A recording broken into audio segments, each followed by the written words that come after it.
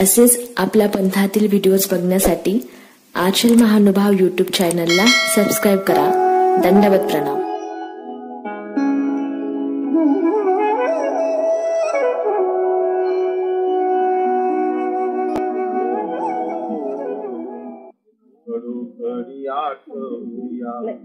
करुणिया वंदन श्री प्रभूला, जीवा रक्षकाला करुणा करा, जीवा रक्षकाला करुणा करा. भाद्रपद मासी शुद्ध त्रयोदशीला अवतरले प्रभू पाट सूर्याला. भाद्रपद मासी शुद्ध त्रयोदशीला अवतरले प्रभू पाट सूर्याला. जीवा दवडूनी जीवा दवडूनी पाठविसी कळाला. जीवा रक्षकाला करुणा करा, जीवा रक्षकाला करुणा करा. घडोघडी आठवूया घडोघडी आठवूया करुणिया वंदन श्री प्रभूला. जीवा रक्षकाला करुणा करा, जीवा रक्षकाला करुणा करा. वेड्या पिशा परी प्रभू करती क्रीडेला. जाय मेली होय ब्रह्मा मनती कुमीला. वेड्या पिशा परी प्रभू करती क्रीडेला. जाय मेली होय ब्रह्मा मनती कुमीला. पांगुळ्या सिपाय पांगुळ्या सिपाय वाचा देती मुख्याला. जीवा रक्षकाला करुणा, जीवा रक्षकाला करुणा. घडोघडी आठवूया घडोघडी आठवूया करुणिया वंदन श्री प्रभूला. जीवा रक्षकाला करुणा करा, जीवा रक्षकाला करुणा करा. प्रतिदिनी 60 जीवा मोक्षदान दिले. नाना चमत्कार जीवा दाखविले. प्रतिदिनी 60 जीवा मोक्षदान दिले. नाना चमत्कार जीवा दाखविले.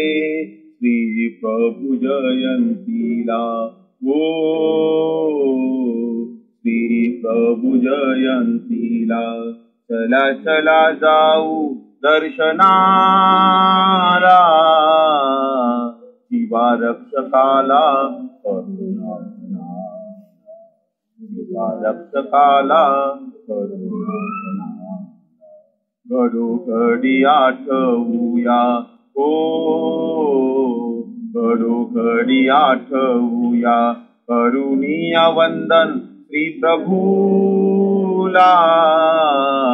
जीवा रक्षकाला करुणा करा, जीवा रक्षकाला करुणा करा.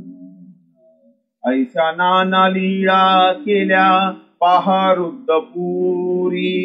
परमेश्वर पुरी त्या गोविंद नगरी. ऐशा नाना लीळा केल्या पहा रुद्रपुरी. परमेश्वर पुरी त्या गोविंद नगरी. विनय मने आठवूया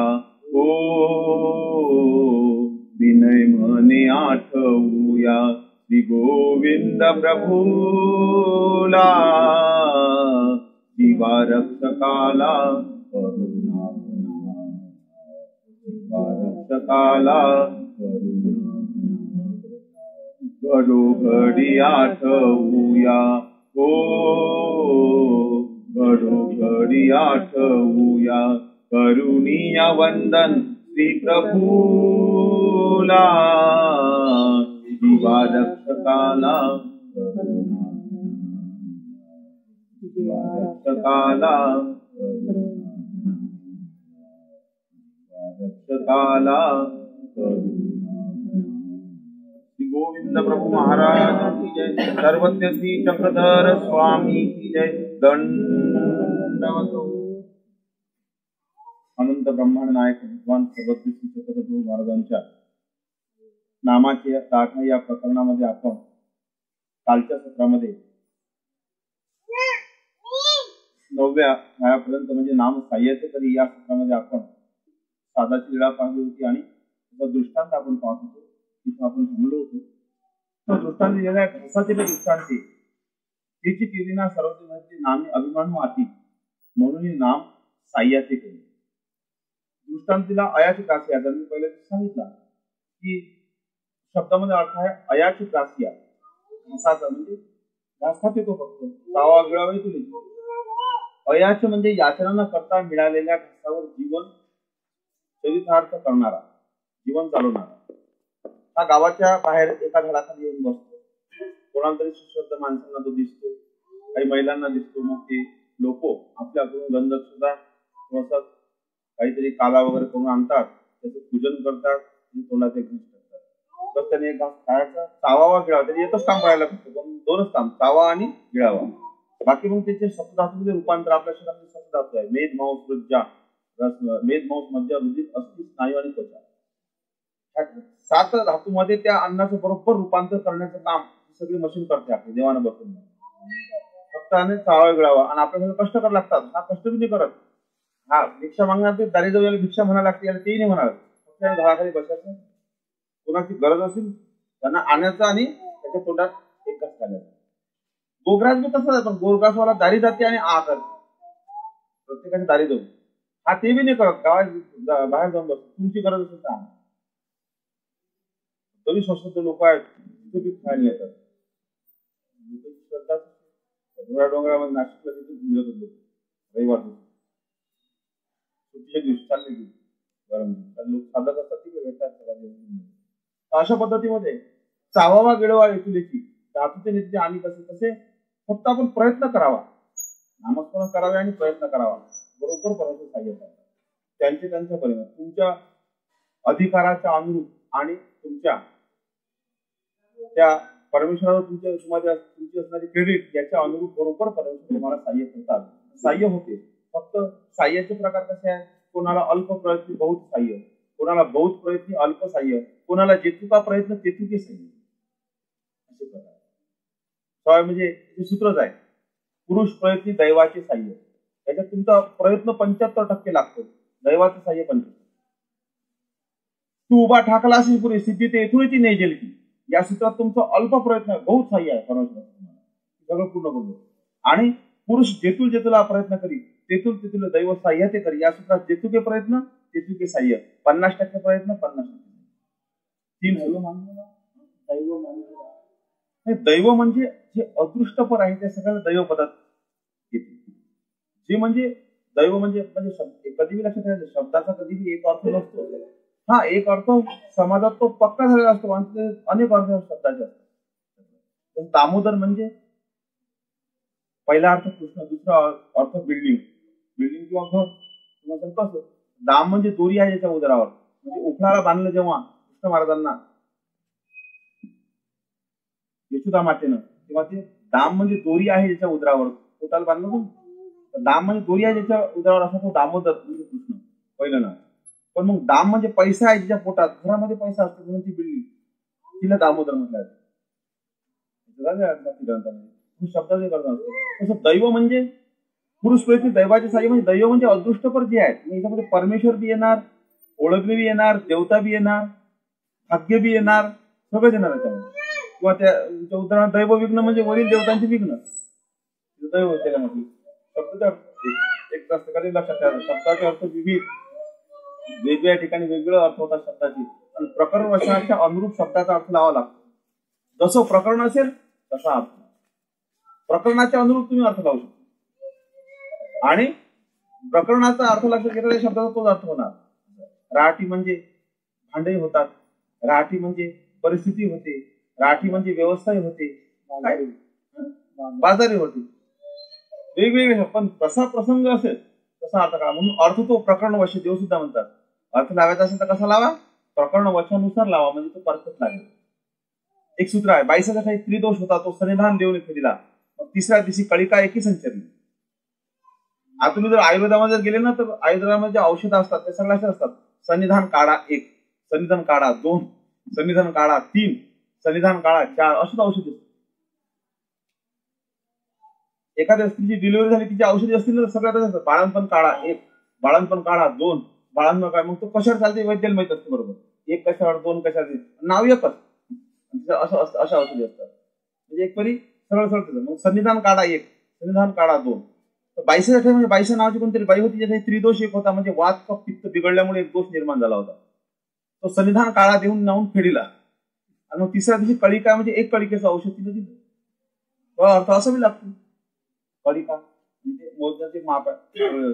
पण मग असा अर्थ लागते का नाही, प्रकरणाचा अर्थ लागते की सन्निधान 22 त्रिदोष होता म्हणजे 22 त्रिदोष एक होता म्हणजे मार्गश्रेष्ठत्व, आचारनिष्ठत्व आणि वयोवृद्धत्व असा तिन्ही मिळून एक दोष होता. अहंकार, माझा मार्ग सर्वात श्रेष्ठ आहे, त्या मार्गात मी महिला सर्वात श्रेष्ठ आहे, मी वयाने मोठी आहे, आमच्या मार्गाचं आचरण मोठं आहे, मग अहंकार होता. स्वामींच्या घरी गेले, पायपुसण्यावर बसले 3 दिवस. मग तो सन्निधान देऊनही फेडीला. 3 दिवस सन्निधान देऊन तो फेडला तो अहंकार, मार्गश्रेष्ठत्व, आचारनिष्ठत्व, वयोवृद्धत्व. आणि मग तिसऱ्या दिवशी कळिका एकी संचरली म्हणजे एक कळिकेच्या प्रेमशक्तीचा संचार, हा सिद्धांत. म्हणून अर्थ तो प्रकरणाचे, प्रकरणाच्या अनुरूपच अर्थ यथार्थ येतो, सिद्धांत येतो, नाहीतर मग अर्थ कुठलेही जाऊ शकतो. म्हणून प्रकरणानुसार अर्थ घ्या असं या ठिकाणी देव सांगतात. अर्थ तो प्रकरणाशी, प्रकरणे अर्थ विनोजकू, अर्थी दृष्टांत दिली. म्हणजे प्रकरण अर्थाचा अर्थ उपयोगी असतो, तो समजण्यासाठी जर कधी कधी लागला तर दृष्टांत द्या, म्हणजे तो चांगला समजेल सर्वांना, तो अर्थ प्रकरण अशाचा. म्हणून अशा तर अशा या तुपा भाताच्या घासाच्या दृष्टांताप्रमाणे फक्त याला चावावा गिळावा याचे जर कष्ट ठेवले तुम्ही फक्त प्रयत्न करा, तुम्हाला सहाय्य होणार. अल्प प्रयत्नी बहुत सहाय्य, बहुत प्रयत्नी अल्प सहाय्य, आणि जितू का प्रयत्न तितू सहाय्य. म्हणून सहाय्य होते, कमी प्रमाणात सहाय्य होणारच, होणारही होणार. फक्त त्याची श्रद्धा, भाव आणि अंतकरणातून द्यायला लागते. एक सुंदर प्रसंग आहे. महादेशा नेहमी स्वामींच्या दर्शनाला यायची. एक वेळ ती भडगावला आली. भडगावला आल्यानंतर स्वामींचा मुक्काम भडगावला आहे आणि ती दादोसाला म्हणते की दादो, मी की नेहमी आले की स्वामींच्या ठिकाणी उपहार करते, पण यावेळेस मला उपहार नाही करायचं, यावेळेस मला स्वामींसाठी वस्त्र आणायचं आहे, स्वामींना मी वस्त्रपूजा करीन. तर दादोस काय म्हणतो, काय वस्त्रपूजा करणार आहे तुम्ही, तुमच्या जो अडीच आसू आहे, स्वामींचं वस्त्र किती महाग असते, असं तुम्ही हलकट वस्त्र आणता, स्वामी एक दिवस घालतील, कोणाला देऊन टाकतील, त्याच्यापेक्षा सगळे जेवण करा पोटभर, तुम्ही जेव्हा मी बी जेवतो सगळे व्यवस्थित होते. तसंही दादोस जो आहे त्याचा जास्त आहे. ती महावीर नाही म्हणे, कसं आहे माहिती आहे काय दादू, म्हणजे यावेळेस मला की सगळे वस्त्र पूजाच करा वाटलं. हा विद्यावंत ब्रह्मविद्या सिद्धांतानुसार, शिल्प विद्यावंत याचा पदार्थ ठिकाणी वेच राहतो, हा मग तुला उपहार करा, दोघेचा वादविवाद राहतो.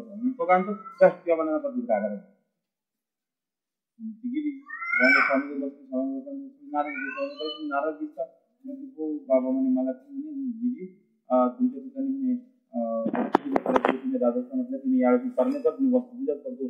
तर ते तो म्हणायला लागला कुठे म्हणे त्या डोळीत असतो म्हणे एवढ्या वस्त्र होते का म्हणे, उपाय करतील काय होईल, आणि स्वामी वेगळा हलकट वस्त्र घालतात काय, स्वामी चांगलं लागते म्हणे महामीचं वस्त्र म्हणे असं तसं नाराज म्हणतात. स्वामी कांत बघा बाई मला वस्त्रपूजा करायची हो नक्की, तुमच्या मनातून इच्छा आहे म्हणजे काय करत जा, असं जा तुम्हाला सहाय्य होईल. बघा असं जा सहाय्य होईल, बघ काहीच नाही सांगत, तुम्ही जा तुम्हाला सहाय्य होईल. ती नामस्मरण करते नाही. आता काय झालं की तुझी एक घटना घडली होती, पण ती एक बाई होती, ती पोट दुखत होतं, आणि ते पोट किती दुखल्यामुळे ती बाई अशी पोटाच्या त्या पिढीमुळे अशी पीडित झालेली होती. महादेशी तिच्या घरी भिक्षेला गेली, बाईच्या भिक्षेला गेली, ती काय करायची ती अशी थोडं पोट धरून यायची आणि भिक्षा द्यायची. एक दिवस बाई असा होती की महादेशाने तिने विचारलं का गं तुझं पोट का दुखते म्हणे, आम्ही काही पोटाला पाहतला पोट दुखते का बरं असं त्रास आहे म्हणून मला खूप दिसत आहे. मग स्वामीच्या दर्शनाला ये, तू जर आली तर स्वामींच्या दर्शनाला तुझं पोट थांबेल. त्यांना ती गॅरंटी आहे. मग ती स्वामीच्या दर्शनाला आली, स्वामीच्या दर्शनाला योगा तिचं पोट थांबलं होतं. तिची श्रद्धा वाढली होती. मग त्यांना भिक्षा वाढायची, आवडीनं काही द्यायची. एक दिवस महादेशा गेले, मग आता भिक्षा म्हटलं, मग भिक्षा घेऊन आले. माझं तिथं गतीच वस्तू पूजा करायची. आई तुमची तब्येत खराब दिसते का, तुमच्या चेहऱ्यावर उतरेल दिसते, काही तुम्हाला चिंता आहे का? मला ते स्वामीची वस्तू पूजा करायची. मग काय झालं, माझ्याकडे 2.5 तास आहे म्हणे. आमचे गुरु आहेत पहिले दादच त्याला सांगितलं. ते म्हणतात की ह्या स्वामी काय हलकं वस्त्र देतात काय, बांगवतात काय, आणि तिथे उपकार करा. मला पण वस्त्र घ्यायचं होतं. स्वामींनाही सांगितलं. स्वामी म्हणतात की काय हरकत नाही, तुम्ही जा, तुम्हाला सहाय्य होईल. कसं सहाय्य होईल, काय होईल. ती काय म्हणते, हो म्हणते बरं झालं म्हणते तुम्हाला वस्त्राचा विषय काढला म्हणे. माझा भाऊ आहे की तो कपडे विकणारच होता. माझा यानं कपड्याचा व्यवसायच केला. काही तो कपडे खूप चांगले आणले होते, पण त्याचे ते कोण घेतलेच नाही. त्याच्या तसेच असतील. थांबा मी त्याला हिशोब पाहिजे.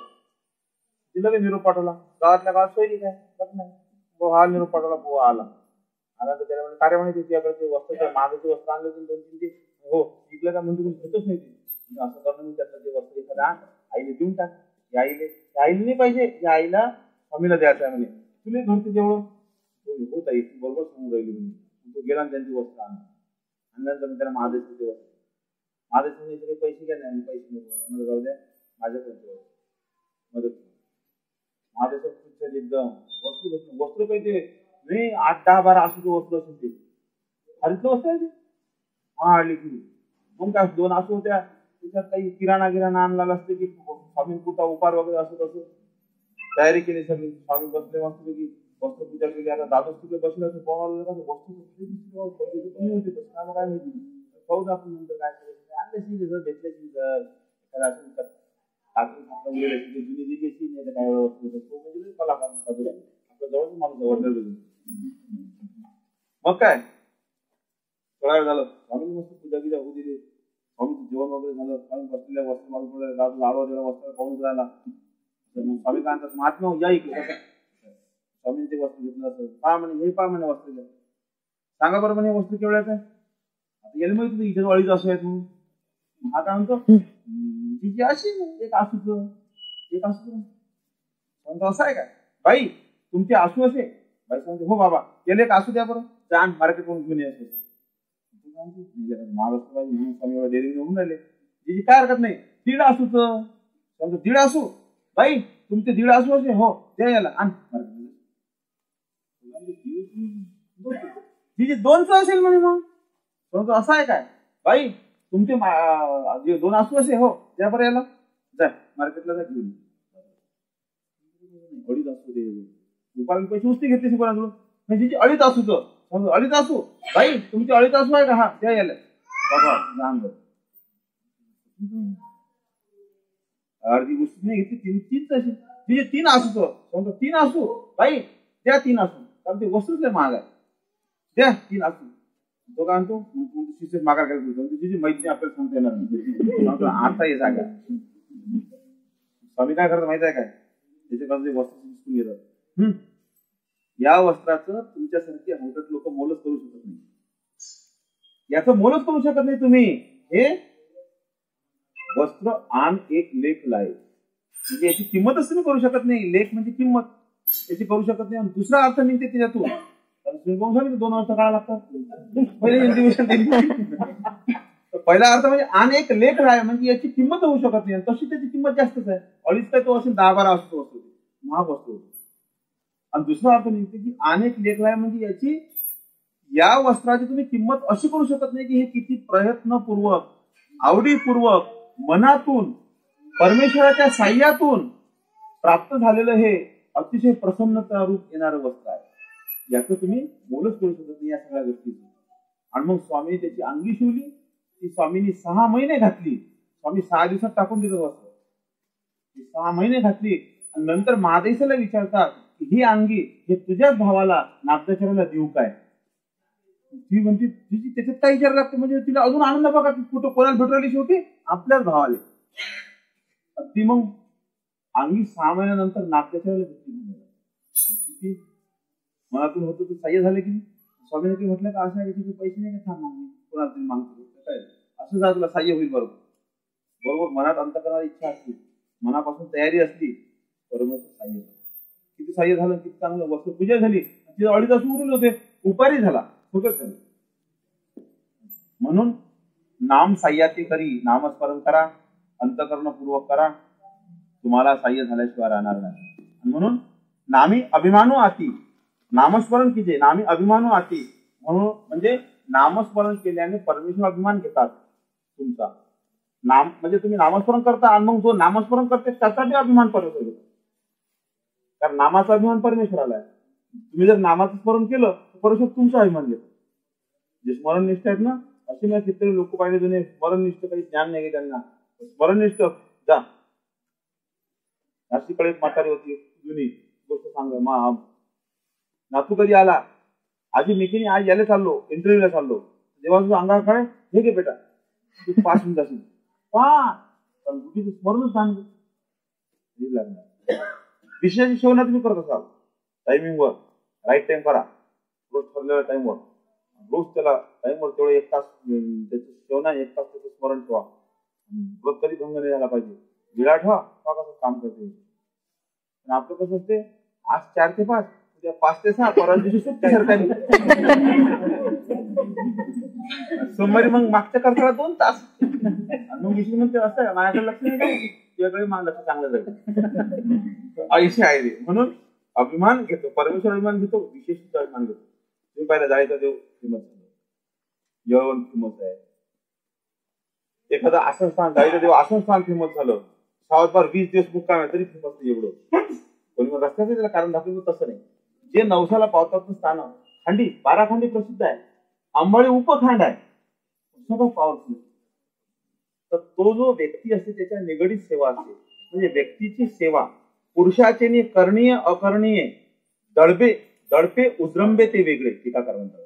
म्हणजे स्थानाच्या ठिकाणी जे सामर्थ्य आहे ते तुमच्या सेवेच्या अनुरूप कार्यरूप होते. म्हणजे किती सेवा प्रमाणात टायमिंगवर असेल, तुम्ही मला सांगितलं ना टायमिंगवर स्मरण जर करत असाल तर उठून देते तुम्हाला स्मरणाला बरोबर. टायमिंगवर तुम्ही देवपूजा करत असाल तर देवपूजा उठवते तुम्हाला. पहिल्या तुम्ही जर देवपूजा रोज 5 वाजता उठत असाल, एका दिवशी तुमचा डोळा लागला ना 5-10 मिनिटात तुम्हाला उठवते लगेच. कारण ती अभिमान घेते तुमचा. हे अनुभवाच्या गोष्टी आहेत.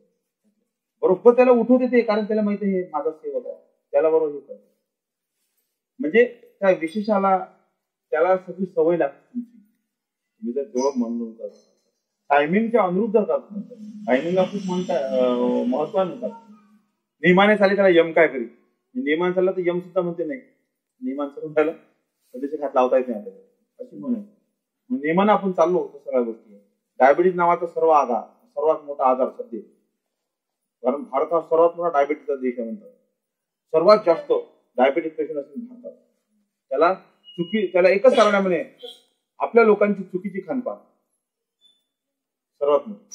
आणि त्याच्यामुळे काय झालं की हा रोग जो आहे हा गोळ्यांपेक्षाही प्रामाणिकपणे राहा. तुम्ही टाइमवर जेव्हा, टाइमवर झोपा, टाइमवर उठा, अधिक कव्हर राहा. तुम्ही 70% तर नुसार महिन्यात वाढली शुगर.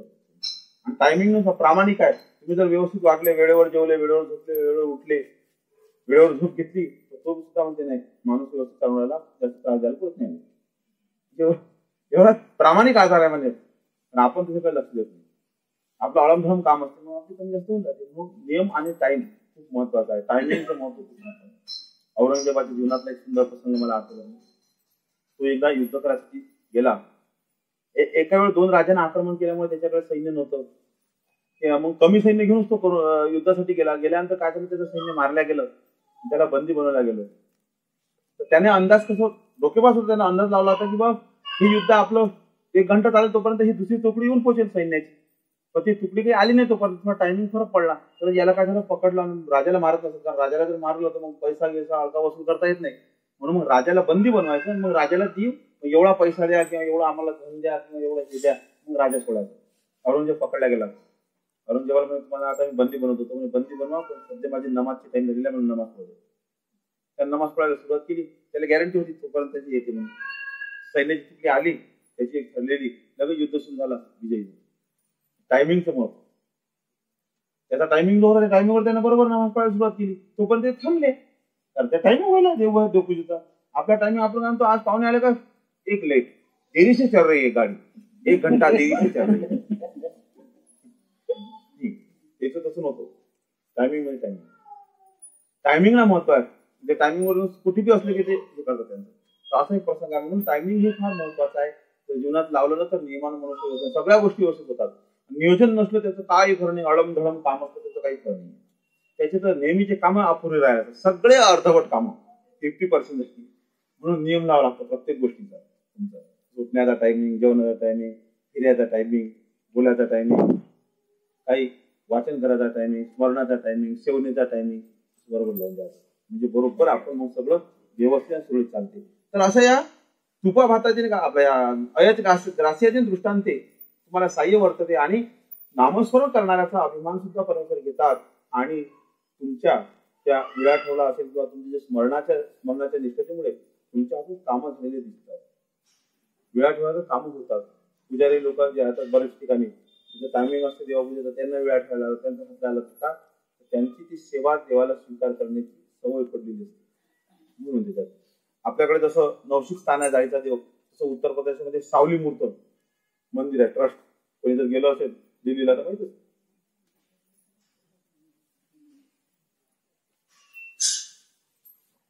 तर हे सावली मूर्ती मंदिर म्हणजे जुनं मंदिर दिल्लीचं, करोलाबाद मध्ये सर्वात जुनं मंदिर. आता तर दिल्लीमध्ये 25 मंदिरं झाले, त्याशी एकच मंदिर होतं. या मंदिरमध्ये सावली मूर्त आहे. आरती बी आहे, सावली मूर्त मेरे मन वसिया, मेरे तन वसिया रे मेरे मन वसिया, असं काही आहे आरती काढली. तर सावली मूर्त म्हणजे उत्तर प्रदेशाचं कुळदैवत. आपल्याकडे जाळीचा देव फेमस आहे, त्याच्याकडे सावली मूर्त. तर म्हणतात ह्या 3 मूर्ती आहेत. 3 मूर्ती ह्या जुन्या मूर्तिकारांनी बनवल्या आहेत. एक ग्वालियरला आहे म्हणे, तिथे एक अजून कुठेतरी आहे म्हणे. एकाच किटनापासून एकाच मटेरियल पासून 3 मूर्त्या बनवल्या आहेत. सावली मूर्त नवसाला पाहून कृष्णमुनीची ती मूर्त आहे. त्याने त्याच्यात ठेवलेली आहे ती पितळच्या ह्याच्यात आहे. पितळचं देव त्याच्यात समोरून काच आहे. आतमध्ये पितळचं समोरून काच आहे. त्याला जुना असं त्याच्या कमरीला चाबी असते त्याची. रोज संध्याकाळी ते मूर्ती 7 ते 8 फक्त याच टाइमला फक्त सुटते. आणि संडेला रविवार दिवशी मात्र सकाळी 7 पासून तर 12 पर्यंत असते, कारण लोकांना सुट्टी असते म्हणून. पण तो 12 वाजता बरोबर 12 वाजले की तो जो मनुष्य त्याला कपाळ टाकलं त्याचं कपाळ निघाल्या बरोबर मूर्ती उचलते मागची जा बोंबला. किंवा 7 ला मूर्ती 8 ला तो परफेक्ट काटा केला मूर्ती उचलते, अंदर ठेवून देते, कुलूप लावून देते. ती मूर्ती आपल्या इकडे जाळीच्या देवासारखी 80 ते 85 90% जवळपास नवस पूर्ण करते. त्याच्या हाताने विळा वाढ. आता सरले कृष्ण पण त्यांच्या हाताने विळा वाढण्याची किंवा त्यांना सांगितलं सावली मूर्ती काम करणार. म्हणजे आपल्याकडे म्हणतो आपण जाळीचे बाबा की जय, उत्तरेश्वर बाबा की जय, सगळं हात झाल्या. तसं ते म्हणतात सावली मूर्ती का जय जयकार कुळदैव. तर अशा पद्धतीने नवसाला पावलेली, कारण त्याची टायमिंगवर सेवा होती, टाइमवर त्याचं झुकणं होतं, तो स्वतः तिची सेवना करत होता, तो स्वतः तिचं सगळं संगोपन करत होता. त्यामुळे त्याच्या म्हटलं ती मूर्ती ऐकायची. तर असं काहीतरी अभिमान जळतो, तुमचा अभिमान ते विशेषही घेतो. तर तुम्ही नामस्मरण केलं तर तुमचा अभिमान परमेश्वर करतात. तो जे बोलेल ते होते म्हणजे स्मरणाचं गुण उतरलेलं आहे. स्मरणनिष्ठता खूप महत्वाची आहे. तर हे ज्याला समजा एखाद्याला शास्त्र जमत त्याने स्मरण करणं शिका, एखाद्याला स्मरणही जमत नाही, शास्त्री जमत नाही, सेवना करणं शिका. एखाद्याला तेही जमत नाही तर देवाला टाइमवर झोपून आणि टाइमवर उठूनही शिका. कुठे ना कुठे तुमचा उपयोग होईलच, काही ना काही उपयोगाला जाईलच. तशी आपली तयारी लागते अशा पद्धतीने. तर तुम्ही जर असं काहीतरी नियम ठरवला तर भरपूर काही होऊ शकते. म्हणून नामस्मरण करण्याचा परमेश्वराला नामाचा अभिमान आहे. म्हणून जो नामस्मरण करत असेल त्याचाही परमेश्वर अभिमान घेतात, त्यालाही त्रास होऊ देत नाही, कारण तो ते परमेश्वराचं नामस्मरण करणारा तो आवडता भक्त आहे देवाचा. म्हणून नामी अभिमानी आती तरी नाम प्राप्ती ते करीत त्याची केविना. आता शेवटचा ठाया 10 नंबरचा की नाम प्राप्ती ते करीत. नाम तुम्हाला प्राप्तीला नेते, नामाने प्राप्ती होते, हे आता टीकाकार सिद्ध करून सांगतात. नाम प्राप्ती ते करीत त्याची केविना द्वापारी अर्जुन देवाची लीळेचे न्याय. म्हणजे अर्जुन देवाची लीळा म्हणजे अशी की चक्रधर स्वामींनी एक लीळा सांगितलेली आहे. त्याच्यामध्ये सूत्र आलेलं आहे की द्वापरी श्रीकृष्ण चक्रवर्ती अनंत उद्धरिले परी उद्धवार्जुन हे पुराण प्रसिद्ध. महादेशन प्रश्न केला की कृष्ण महाराजांनी कोणाकोणाला ज्ञान दिलं, काय फक्त अर्जुनालाच ज्ञान दिलं? म्हणतात नाही बाई, कृष्ण महाराजांनी तर पुष्कळ जीवनाला ज्ञान दिलं म्हणे. त्याच्यात फक्त एवढंच आलेलं आहे म्हणे मुचकुंद चक्रवर्ती मुचकुंद चक्रवर्ती, उद्धव देव, अर्जुन असे 2-3 नाव घेतले देवानं. परंतु बंदामध्ये तर आलेला आहे म्हणे 20,800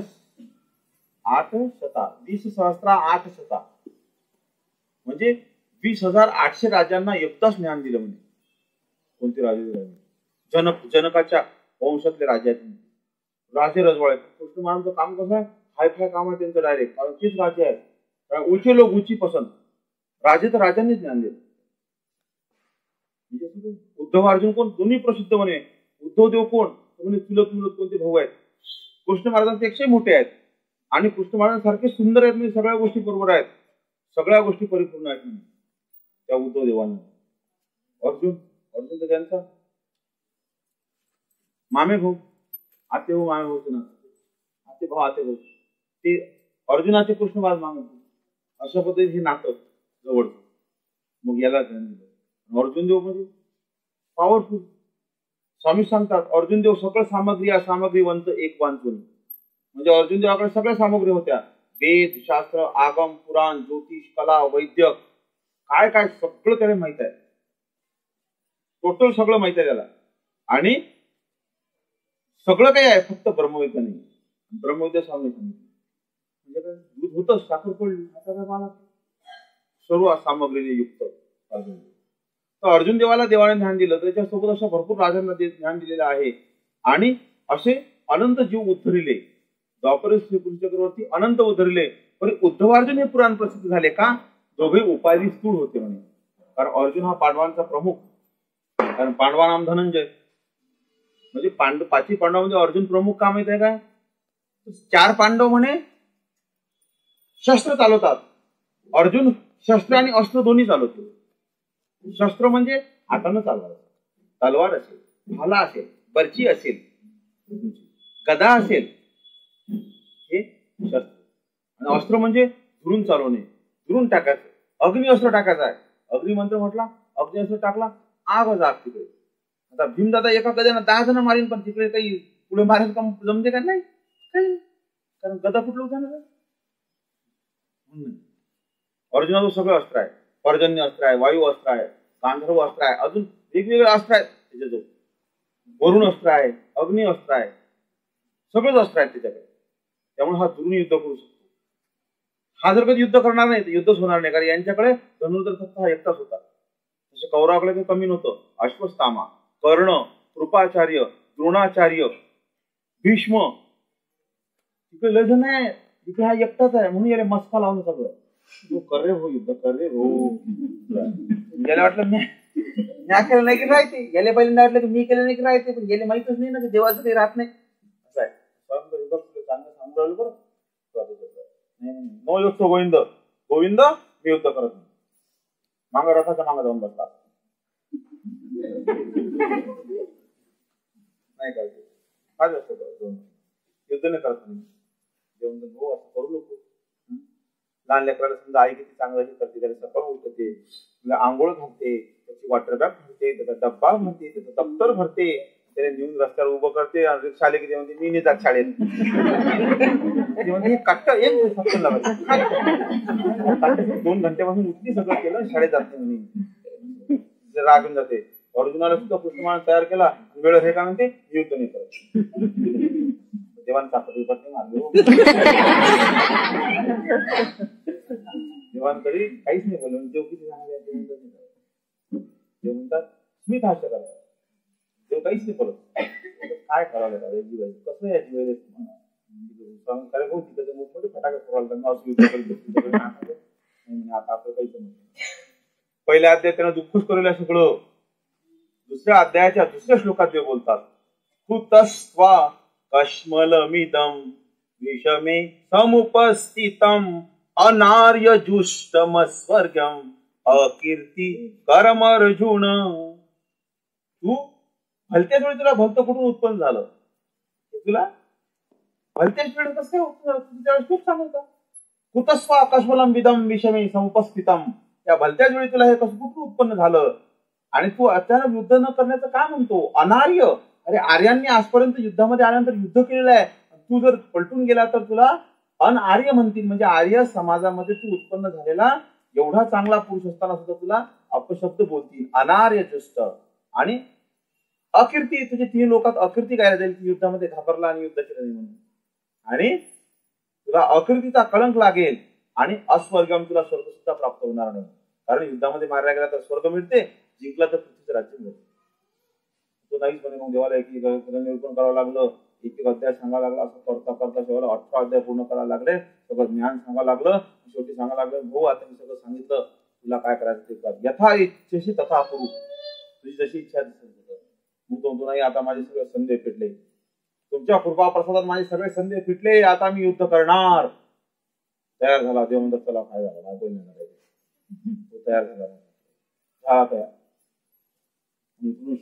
त्यांना गांडीव उचलला. आता युद्ध होणार 100%. त्या धनुष्याचं नाव आहे गांडीव. पहिले गांडीव हातात घेऊन म्हणे, गांडीव संस्कृती असतात, माझा हात खातर कापून आलेला आहे, त्वचा माझी त्वचामध्ये अशी उष्णता निर्माण झालेली आहे, मला काही सुचून नाही राहिलं. मग इथे धनुष्य उचलला. धनुष्य उचलल्यावर काय झाला, तो सर्व सामग्रीवंत होता. मग युद्ध झालं. तर या ठिकाणी सांगायचं तात्पर्य की हा जो अर्जुन आहे, याला अर्जुनाला देवाने ज्ञान दिलं, ब्रह्मविद्येचं ज्ञान दिलं, आणि मग अर्जुन देव 100% उद्धरल्या गेले. मग ते आता उद्धरण्याच्या प्रक्रियेत आहे. कदाचित अप्रोक्ष ज्ञानामध्ये असते, सामान्य ज्ञानामध्ये असते, निश्चित सांगू शकत नाही आपण. पण अजून प्राप्तीला नाही गेले बघा. प्राप्तीला एवढ्या लवकर जात नाही. प्राप्तीला जाण्यासाठी खूप वेळ लागे म्हणे. कृपास्पदी भूत होऊन अनंत काळ असे, परी अगाध चक्रवर्ती तयाची वास नपाय. खूप टाइम लागते. म्हणून अर्जुन जे आहेत ते उद्धरणाच्या क्रमावर लागले, त्या रस्त्याला लागलेले आहेत. म्हणून नामाने उद्धार होतो. त्यांचा झाला, उद्धरून राहिले, तसा नामाने जीव उद्धरल्या जातात. नामस्मरणाने त्या सर्वांना नामस्मरण घडलं आणि ते उद्धरण गेले. 4 म्हणतात, 4 जे हे होते पांडव, ते वेदवंत आहेत, कोरे वेदवंत म्हणतात त्यांना. ते प्रेमाकडे जाते. अर्जुन ज्ञानी आहे, ते ज्ञानाच्या मार्गाने म्हणतात. मग अपरोक्ष ज्ञान असू शकतात, सामान्य ज्ञानामध्ये असू शकतात. आणि ते कोरे वेदवंत पुढचे त्यांचे शब्द प्रेमामध्ये असू शकतात, किंवा काहीतरी त्यांची प्रक्रिया असेल म्हणजे असं लावतात. कोरा वेदवंत शब्द तो प्रेमाला जाते म्हणून असा निर्णय लावतात. तर अशा पद्धतीमध्ये 5 पांडवांना देवाने अशा पद्धतीने उद्धरलं. त्यामध्ये अर्जुन मात्र ज्ञानात उद्धरल्या गेल्यामुळे द्वापर श्रीकृष्णावरती अनंत उद्धरले. पण उद्धवार्जुन हे पुराण प्रसिद्ध, म्हणजे अर्जुन हा प्रसिद्ध होता म्हणे. कारण देव सुद्धा म्हणतात 10व्या अध्यायात की पांडवानाम धनंजय. मी पांडवांमध्ये कोण आहे? धनंजय म्हणजे अर्जुन आहे. अर्जुनाला 10 नाव आहेत. धनंजय नाव कधी प्राप्त त्याला, तर राजस्वी यज्ञाच्या प्रसंगी त्यांना सर्वात जास्त धन गोळा करून आणलं म्हणे, म्हणून त्याला नाव भेटत धनांजय. एकदाच नाव नाही भेटत सगळं. आपण पाण्यात एकदाच म्हणत होतो चिंट्या मिंट्या पिंट्या, आईचं हे, बापाचं हे, काकाचं ते, किती नाव ठेवतात. काकाचं ते 3रं असते वेगळं. तशी नावं नाही, नावं प्रसंगाने पडत असतात. भीष्म जो होता याचं भीष्म नाव 3रं आहे. पहिलं नाव त्याचं होतं म्हणे गंगेचा पुत्र म्हणून, सरळ सरळ. कारण तो जन्मात झाल्यावर ती चालली होती त्याला नदीत सोडायला. नदीत सोडायला चालली होती की नाही, नदीत सोडणार. तर मग तो शांतून तिला म्हणतो की तिने हात धरायला नाही म्हणे. माने त्या 7 लेकरं सोडले गेले, सोडून नको. हा शेवटचा 8वांचा का मी सांगितलं, 8च चांगले असतात. मग 9व्यापासून हँडिकॅप प्रॉब्लेम येते. हा 8वा म्हणे याला सोडू नको म्हणे याला. ती म्हणे राजन, मी तुम्हाला म्हटलं होतं की तुम्ही मला जर कधी विरोध केला तर मी चालले जाईल, तर मी आता जाणार. पण एक झालं, हा पुत्र तुमचा जो आहे, हा पुत्र याला मी आता मृत्यू देणार नाही. कारण याचं अजून त्याचं आयुष्य बाकी आहे. कारण तुम्ही अडवल्यामुळे हा प्रकार झाला. नाहीतर हा मुक्त झाला असता. कारण तिला ते शाप पार्श्व होते, ते म्हणजे जे 8 होते अष्ट, ते 8चे 8 तिला जे शापित होते त्यांना शापमुक्त करायचं होतं, म्हणून ती तिची प्रक्रिया चालू होती. पण म्हणे आता याला मी मारणार नाही, पण मी मात्र जाणार. तो म्हणतो आता मी काय करू? तर म्हणे काय हरकत नाही, हा पोरगा मी तुला आनंद देईन. मग आता तो त्यक्ती गेल्यानंतर त्याचं एकच नाव राहिलं, कोणतं? गंगेचा पुत्र. नाव ठेवलं गेलं नाही ना, कारण त्याचा कार्यक्रमच चालू उडलता, पण वाचला शेवटी. मग हा गंगेचा पुत्र म्हणून पहिलं नाव फक्त गंगापुत्र, एकच नाव होतं त्याला पहिलं. मग त्याच्या आईनं त्याला देवगुरु बृहस्पतीकडे सोपवलं की हा माझा पुत्र आहे मृत्यू लोकामधला, आणि याला तुम्ही तुमची देवनीती शिकवा. देवव्रत, व्रत म्हणजे नियम. देवांच्या नियमाने तो बांधलेला होता. देव लोकांच्या नैतिक पातळीवर त्याने अभ्यास केला होता, म्हणून त्याचं नाव देवव्रत झालं. दुसरं नाव आहे देवव्रत. त्यामुळे तो आल्यामुळे तो कधीही अन्याय करणार नाही. त्यानं अन्याय केलाच नाही. 10 दिवस महाभारताचं युद्ध जेव्हा चालू होतं, तर कोण्याच पक्षाने अन्याय केला नाही. तो सगळं थोपून धरत होता, कोणाची मजा नव्हती तिच्या पुढे हे करण्याची. जेव्हा तो जसा गेला तसा सगळे उलटा अपलट गोष्टी सुरू झाल्या म्हणे. मग तर 7 दिवसातच संपवलं, 8 दिवसात, 18 दिवस चाललं ना. तर 10 दिवस त्याने एक बी नियम भंग न होऊ देता सगळं तयार केलं म्हणे. एवढं युद्ध त्याने लढवलं म्हणे. म्हणजे तो असा महावीर आणि महापराक्रमी आणि महामानव होऊन गेला म्हणे भीष्म. रुंगधर होता, सगळ्या गोष्टी देखून होता. फक्त त्याची प्रतिज्ञा त्याला आळ आली, बाकी काही नाही. त्याला ठोकून धरलं होतं 10 दिवस, इतकं त्याची क्षमता.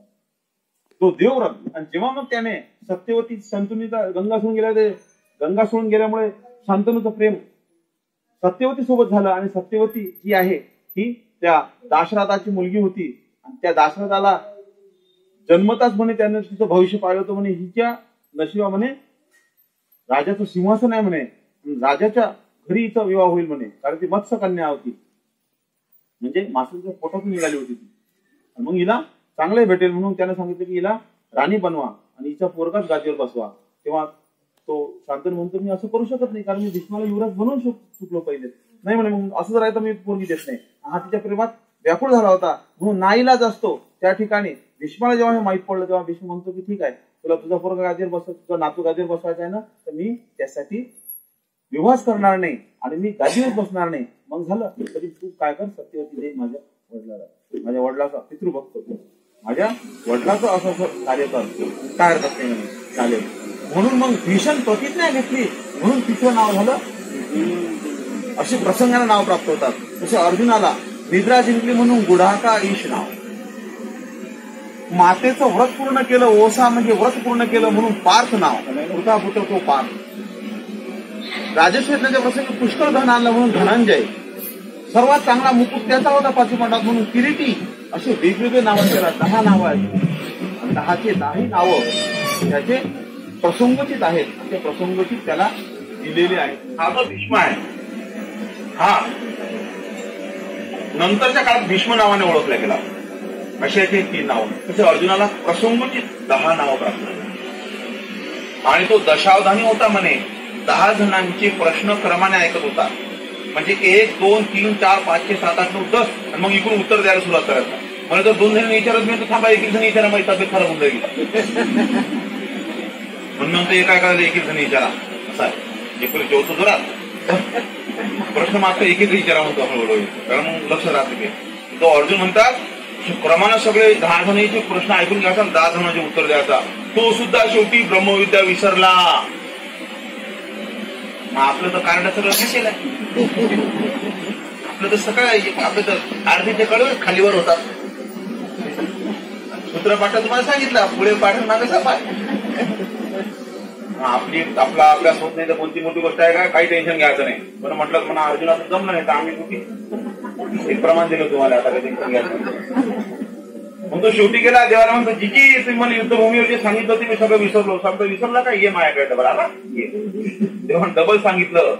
त्याचं नाव म्हणतात अनुगीता, म्हणजे पाठीमागून आलेली दुसरी गीता. पहिली गीता सांगितली होती ते तो विसरला, मग दुसरी सांगितली म्हणून तिला अनुगीता. अनु म्हणजे पाठीमागून आलेली गीता. अनुचर म्हणजे पाठीमागे चालणारे भक्त. अनुसरण देवाच्या पाठीमागे सरकणे, तत्वाच्या मागे चालणे. लहान भाऊ असला त्याला अनुज म्हणतात. अनुज पाठीमागून जन्मलेला. म्हणून अनुगीता पाठीमागून आलेली दुसरी गीता निरूपण केली. म्हणजे थोडक्यात सांगितलं हो जे बरं झालं ते. कारण मोह माहीत लागला, गादीवर बसला, मोह माहीत लागला की ब्रह्मविद्या गेले विसरून. कारण त्याला ज्ञान दिलं, युद्ध केलं त्यानं, कारण त्याला ताकद होती, युद्ध केलं, जिंकला, गादीवर बसवले. आणि मग शेवटी म्हणतो जीजी त्या राजकारभारात गेलं विसरून सगळं ते ज्ञान. डबल सांगावं लागलं. मग असं चांगले विषय करता आपण कुठं आपलं काय अडकत, काही टेन्शन घ्यायचं नाही, पण करत राहायचं बरं का. असं नाही म्हणायचं नाही की मग येत नाही तुम्ही सोडून देतो, नाही करत राहायचं. आपलं जो जरा ना पाठ करत राहायचं, तोंडाला जिबेल पुढे येतो महाराज पाठांतर करा, जो जरा पाठांतर करा, जिबेल पुढे यायचं, उष्णता पाठांतर करा, परस लागेल म्हणून एवढं पाठ आहे सपाट झालं असतं. म्हणून पाठांतर करा. हे जे खोकीचे मग काळे करून उपयोग जायचे म्हणतात ना, ह्या बोका पाठांतर करत राहा, नेहमी पाठांतर करायचं, नेहमी वाचन करत राहायचं. तो गायक कसं नेहमी गुणवून करतो असं करत राहिले तो गायक, तसं आपण म्हणून राहायचं, सूत्र म्हणून राहायचं. गरज नाही बरं सूत्र म्हणायचं, दुसरं पारायण कसं हळूहळू करायचं म्हणायचं, नेहमी मग आपलं करायचं. असं पाहिजे म्हणून पाय पडेल, म्हणजे मग तुम्हाला ते आवडतं होणार बरोबर तुमचं. तर अशा पद्धतीमध्ये अर्जुन जो आहे हा सकळ सामग्रीने बनतो होता आणि याला अशी अशी थोरवी होती म्हणून हा प्रसिद्ध झाला. आणि उद्धव देव तर प्रसिद्ध होणारच आहे, कारण उद्धव देवांचं एक वैशिष्ट्य असं आहे की उद्धव देव कोणाकडे बल असते पण युक्ती नसते, कोणाकडे युक्ती असते पण बल नसते. बल आणि युक्ती असा क्वचित एखादा सापडते. एखाद्याला लक्ष्मी प्रसन्न असते तर सरस्वती प्रसन्न नसते, एखाद्याला सरस्वती प्रसन्न असते तर लक्ष्मी प्रसन्न असते. पण सरस्वती आणि लक्ष्मी दोन्ही प्रसन्न असणारा एखादा डॉक्टर अब्दुल कलाम सारखा भाग्यवान असतो. दोन्ही गोष्टी, सरस्वती प्रसन्न आणि लक्ष्मी. राष्ट्रपती झाला, अधिकार आला, सायंटिस्ट होता, शोध लावला कोणता तरी त्याचा मिसाईलचा शोध लावला. अशा पद्धतीमध्ये दोन्ही गोष्टी कोणाला मिळत नाही. तसं या ठिकाणी उद्धवदेव असा अपवाद आहे शास्त्रामध्ये. कोणाला ज्ञान असते तर त्याला प्रेम मिळत नाही, कोणाला प्रेम भेटते तर कोणाला ज्ञान मिळत नाही. उद्धव देवाला ज्ञानही संपूर्ण आणि प्रेमही संपूर्ण, 4 कडिकेचं प्रेम आणि ज्ञानी होते म्हणून उद्धवदेव. पुराण शास्त्र त्यांना ज्ञानी मानते, आपलं ब्रह्मविद्या शास्त्र त्याला 4 कडिकेचं प्रेम म्हणतात. तर प्रेमाची ज्या कडिका आहेत 1, 2, 3, 4, 4 कडिकेचं प्रेम म्हणजे पूर्ण प्रेम. जे कुंतीला होतं, मला होतं, महादेवा भक्त औरंगल त्यांना होतं. बाईसाला मात्र 1 कडिकेचंच होतं. 2 आणि 3 कडिकेची उदाहरणं आपल्याकडे शरीरात नाही आहेत अवेलेबल. उभय दृश्याच्या ठिकाणी भजन घडलं 4 कडिकेचं प्रेम. अवर आचार्याचा परदृश्य असेल 3 कडिकेचं प्रेम, पर आचार्याचा अवर दृश्य असेल 2 कडिकेचं प्रेम, आणि एक शेवटा म्हणजे फक्त परदृष्टशक्तीचा स्वीकार केलेला अवतार असेल तर बाईसा उपलक्षण 1 कडिकेचं प्रेम. 4 कडिका आहेत म्हणजे प्रेम सारखंच आहे, फक्त पॉवर कमी होती. पंखीची पॉवर वाढता की नाही, 1, 2, 3, 4. तशी 1 कडिकेपेक्षा 2 कडिकेत जास्त पॉवर, 3 कडिकेत त्याच्यापेक्षा जास्त पॉवर, 4 कडिकेत त्याच्यापेक्षा जास्त पॉवर, अशी म्हणे. यांचे प्रकार पडतात. पुरुषसंबंध कसा होतो, देहत्याग कसा करतो, याचे प्रकार पडतात त्यांचे. या ठिकाणी जी उद्धवदेव होते यांना 4 कडिकेचं प्रेम होतं आणि ज्ञानी संपूर्ण होते म्हणे. इतके ज्ञानी होते की कंसाला सुद्धा बुद्धिमंत्र सांगत होते, कंसाला मार्गदर्शन गायडन्स करत होते म्हणे. आणि कंस सुद्धा मानाचा, कारण त्यांचे अचूक तर्क राहत होते सगळ्या गोष्टी. पण ज्यावेळेस कृष्ण महाराजांनी कंस मारले, कंस मामाला मारून टाकलं, तर त्यांना जेव्हा कळलं की आपल्या राजाला मारल्या गेलं, त्यांना हे माहित होतं की आपला राजा अधर्मी आहे, नालायक आहे. पण शेवटी आपण त्याला म्हणतो, शेवटी तो आपला राजा होता आणि आपण त्याला, तो आता मारला गेला आणि आपण आता राजाशिवाय हे झालो, आता दुसरा राजा कोणी हो. कृष्ण महाराजाला कसं काय तोंड दाखवायचं, कारण कृष्ण महाराज म्हणतील की तुम्ही एवढे ज्ञानी आणि अशा माणसाने मार्गदर्शन करत बसले, तर काय उत्तर द्यावं. म्हणून लाजेनं खांबाच्या लपले खांबाचा. ते मोठमोठे राजवाड्यांमध्ये जे भीम असतात, असे भीम असतात, त्या भीमाच्या आळस लपले का, तोंड दाखवले. प्रामाणिक होते, चांगले होते आणि बुद्धिमंत सल्लागार होते. त्याच्यामुळे आपण एवढ्या मोठ्या पदावर देव म्हणतील वाईट कामं केले तर आपण काय उत्तर द्यावं. म्हणून ते असे आल्यानंतर श्रीकृष्ण महाराज जेव्हा यायला लागले, कृष्ण महाराजांनी कंस मारला, आल्यानंतर कंस सगळेजण कृष्ण महाराजांचं स्वागत करायला लागले. कृष्ण म्हणतात नाही, पहिले मला माझे आई वडील मला बंदीशाळेतून काढायचे आहे, नंतर मी तुझ्या पुरस्कार घेईन. ते गेल्यानंतर आई बाबांना त्यांचे कुलप उघडून काढण्यासाठी प्रयत्न करतात. तेवढ्यामध्ये काय होते, आई म्हणते बाबा रे नको, पहिले आम्हाला लोक काढू, पहिले तुझ्या आजोबाला काढ. म्हणजे उग्रसेन राजा, उग्रसेनला काढलं. मग वसुदेव बाबा देवकी मातेला काढल्यानंतर उग्रसेन राजे म्हणतात कृष्णा, कंसाने मला गादीवर उतरवलं होतं आणि तो बसला होता आणि ही राजगादी त्याने बळकावली होती, तू त्याला मारलं, या गादीवर तुझा अधिकार आहे, ही गादी तुझी परत घे. तेव्हा कृष्ण महाराज नाही, आम्ही गादीवर बसणार नाही, तुम्ही गादीवर बसा. त्यानंतर मी म्हातारा झालो, माझ्या पोरानंच मला बंदीशाळेत टाकलं, तर मी काही करू शकलो नाही. आता माझ्याकडून युद्ध लढल्या जात नाही. तो समान तुम्हाला युद्ध करायची काही गरज नाही, आता सगळे युद्धाचा कॉन्ट्रॅक्ट मी घेतो, मी युद्ध करत नाही, तुम्ही फक्त गादीवर बसा. आणि गादीवर त्यांना बसवलं. आणि मग चित्रशाळेकडे जायला लागले, तेव्हा उद्धव खांबाच्या लपलेले होते. लपलेले असल्यानंतर ते असे लपलेले आहेत म्हणून दिसून राहिले. स्वामीने विचारलं हे कोण आहे, म्हणे हे कंसाचे बुद्धिमंत्र सांगणारे सल्लागार म्हणे, प्रमुख गायडन्स आहेत म्हणे उद्धव देव. समजत असं. आणि स्वामी असे गेले तर ते असे लपून असे दोन्ही दाखवत तेव्हा सांगतात हे काय उद्धव देव हो, असं कुठं आहे काय, आम्ही तुम्हाला भेटायला तुम्ही हे दाखवत नाही, आम्हाला चेहरा तुमचा दर्शन देत नाही. मग हळूहळू पाहिल्याबरोबर देवानं 4 कलिकेचं प्रेम सुद्धा. तुम्ही आतापर्यंत काय करत होते, म्हणजे आम्ही कंसाला बुद्धिमंत्र सांगत होतो. स्वामीला काय हरकत नाही, आजपासून आम्हाला सांगायचं तुमचं पद कायम. पदावून कोणाला उतरवलं नाही. कृष्ण महाराजांचं वैशिष्ट्य आहे, कोणालाही पदावून उतरवलं नाही, सगळ्यांची पद तिथंच ठेवले. आपण कोणावर अत्याचार केला नाही. एवढे पॉवरफुल होते की कोणी राजाला आक्रमण केलं असतं त्याच्यातून राज्य बळकावलं असतं म्हणजे. कारण सुदर्शन चक्राचं उत्तर कोणाकडेच नाहीये. पण नाही, जेव्हा त्यांना राहण्यासाठी निवारा बांधायचा होता तर समुद्राला जागा मागितली कॉन्ट्रॅक्टर बेसवर. म्हणजे मी आहे तोपर्यंत ठेवायची, मी गेल्यानंतर पाण्यात घेऊन घ्यायची. म्हणून कृष्ण महाराज असेपर्यंत जागा होती समुद्रात. द्वारका कृष्ण महाराजांनी त्याग केला किंवा अवतार कार्य संपवलं, समुद्रानं अंदर घेऊन घेतली म्हणजे द्वारका, सोन्याची द्वारका. सरकार चेक करते म्हणजे एखादा सोन्याचा खांब लागते काय, कर्ज दूर होईल काय, असं चेक घेते. मग काहीच निघते, सोन्याचं निघतच नाही. सरकार म्हणते हे खोटी गोष्ट आहे, एवढं स्वस्त आहे का सोनं. ती पाण्यात चालली गेली आणि मग आता तिच्या नावाने जी द्वारका स्थापन केली ही डुप्लिकेट द्वारका आहे. हिला बेट द्वारका म्हणतात. हिलाच लोक जातात, ही ओरिजिनल नाही आहे, त्याच्या नावानं बांधलेली काहीतरी काठ फुलाची पाकळी काहीतरी उभं केलं की लोक येतात बा श्रद्धेनं तर मग हे द्वारका. म्हणून ओरिजिनल द्वारका पाण्यात गेली. कृष्ण महाराजांच्या अवतार काळ संपल्याबरोबर ते समुद्रात पाणी घेतात. म्हणजे कोणालाही पदावून उतरवलं नाही, कोणालाही त्रास दिलेला नाही. एक सर्वात मोठं अहिंसा. कृष्ण महाराजाला हिंसावादी म्हणतात. युद्ध केलं एवढं मोठं नाही, युद्ध करणं आवश्यक होतं. म्हणून कधी विनाकारण कोणाला त्रास दिलेला नाही. जरासंधानं 84 राजे बंदीशाळेत घातले होते आणि तो 84 नंतर 16 राजांना अजून जमा करून 100 राजांची बली महादेवाला चढवणार होता आणि महादेवाकडून प्रसन्नतेपूर्वक एक काहीतरी राज्य प्राप्त करणार होता. 84 राजे जेव्हा बंदीशाळेत तेव्हा कृष्ण महाराजांनी जरासंधाच्या सैन्याकडे पाहून भीम आणि अर्जुनाला सांगितलं की आपण याला पाठीमागच्या दरवाजात जाऊन युद्धासाठी आमंत्रित करू, युद्ध करून याला हरू. तेव्हा मल्लयुद्धामध्ये त्याला आमंत्रित केलं आणि भीमासोबत मल्लयुद्ध झालं आणि भीमाने जरासंध मारला. 84 राजे आहे ते जिंकले गेले, कारण त्याला ते धरण होते ते जिंकले. आणि ते झाल्यानंतर त्याचा पोरगा सहदेव थरथर कापत आला आणि कृष्ण महाराजांच्या पायावर पडला. जी माझे वडील अधर्मी होते, अत्याचारी होते, तुम्ही त्यांना मृत्यूदंड दिला पण मला मृत्यूदंड देऊ नका. पण म्हणतात आम्ही तुम्हाला मृत्यूदंड द्यायला येलच नाही, तो बाप नालायक होता म्हणून त्याला मारला आम्ही. आता या राज्याचा राजा तुझ्यासारखा आज्ञाकारी तुझं. म्हणून सहदेवाचा राज्याभिषेक देवाने स्वतः केला. नाहीतर काय होतं, आम्ही म्हटलं तर ठीक आता हे मी ठेवतो भीमान काय म्हटलं नाही. कारण पांडवांचं झालं आता पांडवांना जो राजा मारला त्याचा राज्य देतो घेऊ शकले असते पण नाही. स्वतः चक्रवर्ती सम्राट बनू शकले असते पण नाही. युधिष्ठिराला बनवलं, आपल्या भक्ताला चक्रवर्ती सम्राट बनवला, आपण तसेच राहिले. कधी हे गेलं नाही. तर यांना तर सगळे लोक तसेच म्हणजे म्हणतात पूर्ण भारतवर्षामध्ये लोक तसेच खांडी देत होते कृष्ण महाराजांना, टॅक्स देत होते म्हणजे आल्याबरोबर. किंवा यांचे काम पडलं तर आपण याला बोलवू शकतो, हे ज्याच्याकडे ते विजय आहेत. पण कृष्ण महाराजांनी कोणावरही अत्याचार केलेला नाही आहे. लोक म्हणतात की युद्ध केलं, हिंसा केली, विनाकारण नाही. तिथं आवश्यक आहे.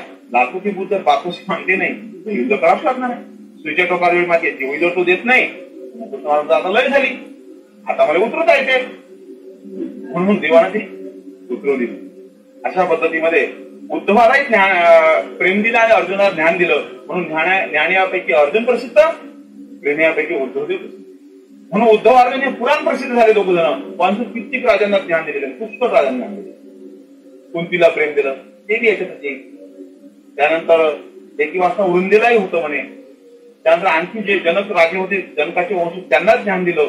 20,800 राजा म्हणजे संपूर्ण मुचकुंद चक्रवर्तीला मोक्ष दिला, ज्ञान दिलं एवढ्या राजांना. तर अशा पद्धतीने कृष्ण महाराजांनी खूप मोठे कार्य केलेले आहेत. म्हणून हे सगळे प्रसिद्ध झाले त्या लीळेचे न्याय. सरस्वतीमध्ये द्वापार युग चक्रवर्ती अनंत उद्धरले, पण उद्धव अर्जुन पुराण प्रसिद्ध. म्हणून अर्जुन देव सुद्धा उद्धरल्या गेले आणि अर्जुन देव त्या अप्रोक्ष ज्ञानामध्ये सामान्य ज्ञानामध्ये असू शकतात आणि त्यांचा उद्धार अजून चालूच आहे. याप्रमाणे नामाने ते प्राप्तीला जाणार आहेत, गेलेले आहेत आणि पुढचे जीव नामाला प्राप्तीने म्हणजे नामस्मरणाने प्राप्तीला जातील असा दावा या उदाहरणाच्या द्वारे केला जातो. म्हणून नाम प्राप्ती करी, नामानेच तुम्हाला खरी प्राप्ती होणार आहे. आतापर्यंत ज्या जीवांना झाली, भविष्यातही तुम्हाला नामाने प्राप्ती होईल. म्हणून नाम प्राप्ती करी. ते नाम उच्चारिले चांगदेव भटी वाळवंटी, त्याने आकर्षिला ईश्वरू पासी आला. येथे जरा त्या दिवशी जात चांगदेव भट्टाला मंगरूळ फिरला. त्यांनी नामस्मरण सुरू केलं तर देव तिथून निघाले, बरोबर तिथं तो कपडे वाळवण खेळता जाऊन पोहोचले. म्हणजे नामाने परमेश्वर ओढल्या गेला.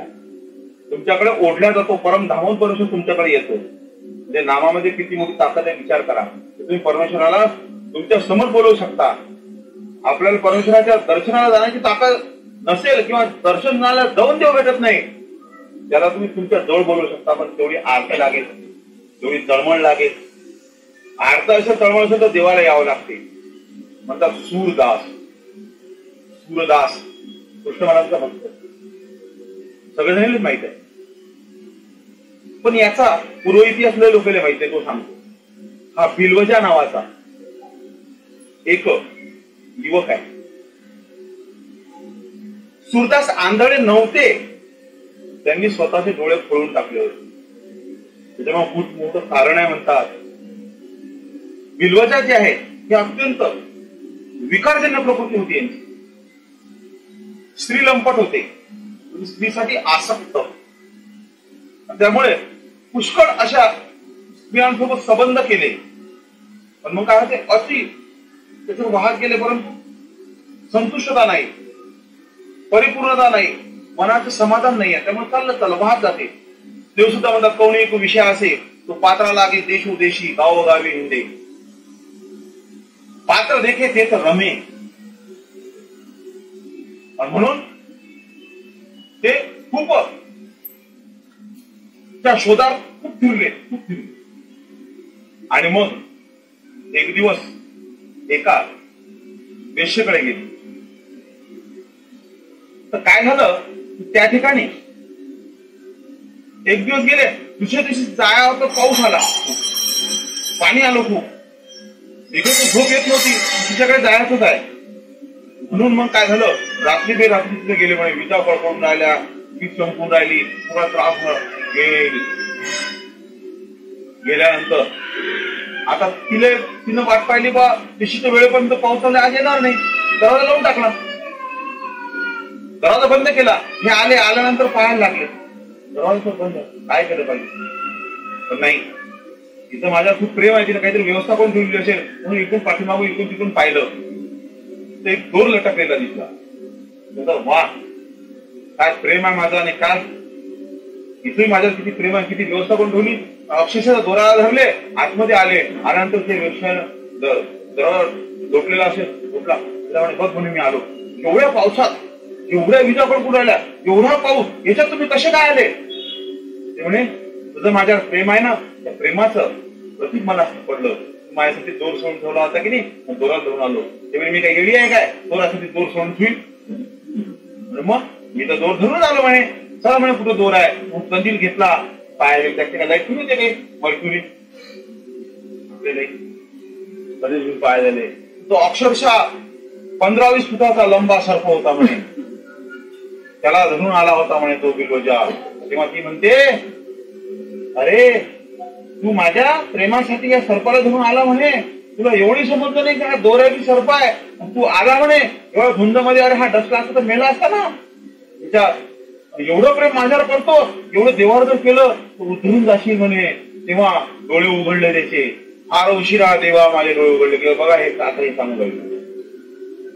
म्हणे असं आहे का म्हणे, ठीक आहे म्हणे. त्याला खरंच वाटते, खरंच डसला असतं तर मी कायमचं सत्य बोलो सत्य. पण मी आता वाचलो, आणि हे जर वेश्या मला ज्ञान करते, तिचं काम काय आहे, तिचं इन्कम स्वतः बोलवते, म्हणते की तू देवावर प्रेम कर, मार करू नको. हे जर मला असा सल्ला देते, तिचा सल्ला मला पटला, मी असंच करेल आजपासून. पण आता सवय लागलेली आहे. सवय लवकर जाते काय, सवय लवकर जात नाही. एका घरामध्ये म्हणे एक मुलगा जो होता, तरुण मुलगा नातू, तो मानभावाच्या संपर्कात आला. मानभाव पंथी यांच्याने उपदेश झाला, त्याची आई उपदेश झाली, त्याचा बाप उपदेश झाला, त्याचा भाऊ उपदेश झाला, त्याची बहीण उपदेश झाली, काका चुलता उपदेश झाला, चुलती उपदेश झाली. सगळं म्हणजे बापाकडून आपल्याकडे आपल्या पिढीच्या घरात काय होते की बापाकडून पुढे उपदेश जाते, हा पुढून मागा आला. आणि मग सगळ्यात मोठा कोण, आबा. आजीने घेऊन टाकला. पण आबा मात्र 80 वर्षाचा आबा कसा, अजिबात नाही घेणार मी, तुम्ही माझ्यापासून, मी तुमच्यापासून झालो नाही घेणार मी. ते म्हणून सगळेजण म्हणायचे, तुम्ही आपल्या घरात आता कृष्ण महाराज आले, रामाचं नाव घ्या. आता वारकरी होता गेले का 80 वर्षाचे अंगी काही त्रास झाला माणूस, अरे देवा म्हणतो, अरे आई रे, अरे बापा रे, अरे देवा असं म्हणतो ना. श्रीराम म्हणाले, आंघोळणी पडलं होते का, हे करा सगळं म्हणाले तुम्ही की नाही ते नाव नका घेतो आता तुम्हाला आता आमच्याशिवाय कोण आहे तुम्ही काहीतरी उपदेश घेऊन टाका सगळं मागं लागले शेवटी तो कारण काय करत नाही मी घेऊनच टाकतो आता कारण आता याच्या सुद्धा आपल्या घरात लागते याची गरज आहे आपल्याला त्याने विचार केला पुढचा 80 वर्ष मात्र उपदेश देऊन टाक सगळे खुशी झाली की आता एकच खूण राहिलं होतं तेही झालं नमस्कार तेही झालं उपदेशी त्यामुळे काय टेन्शन नाही आता सगळे खुश झाले तो म्हणतो तेव्हा राहा लागते हे करावं लागते ते लागते मेल्यावर कोणी पात्र घेत नाही काही नाही आमचं घेऊन टाकला उपदेश फिनिश एकदाचा कांटा भेटून टाकला मग त्रास व्हायचा तो जर बशाला गेला की गुडघे तिथं श्रीराम तुम्हाला सांगितलं ना आता असं म्हणायचं कारण आपण तो उपदेश झालो कृष्ण नाव घ्यायचं तेव्हा 2-3 दिवस ऐकत तो काय म्हणते मागं लागू नका बरोबर मग जास्त त्रास देऊ नका 80 वर्षापासून घुसले राम 8 दिवसात कसं काय निघेल धीरे धीरे पण टाइम म्हणून असं असते आता बिलवजाला सवय लागलेली आहे जाईल का एवढं लवकर मग तरी त्याने सगळं सोडून दिलं बरोबर तो देवावर प्रेम करायला लागला त्याला देव आवडला कारण देव म्हणजे विशेष म्हणजे ज्यानं प्रेम जर केलेलं असेल तर देवावर पण चांगलं प्रेम करता येते कारण त्याला प्रोसिजर मेथड माहित असते कसं करतात अनुभव खात्री त्या ठिकाणी अनुभव असते इकडे देवावर प्रेम करू लागतो काही अडचण नाही आहे त्याला खरोखर देवावर प्रेम आहे तर अजून मधून काहीतरी उबळ येते ताण काळ पदार्थ विशेष प्रसव काही गोष्टीमुळे उलटा फलट होते काहीतरी बदल होते त्रास होते पण ते नाही करायचं आपल्याला असं आता काही त्याला सगळ्या त्याच माहित आहे तो आजही स्त्री सेवना करू शकते त्याच्याकडे तेवढी तयारी आहे सगळी त्याला सगळ्या निघावे माहित आहे पण नाही करायचं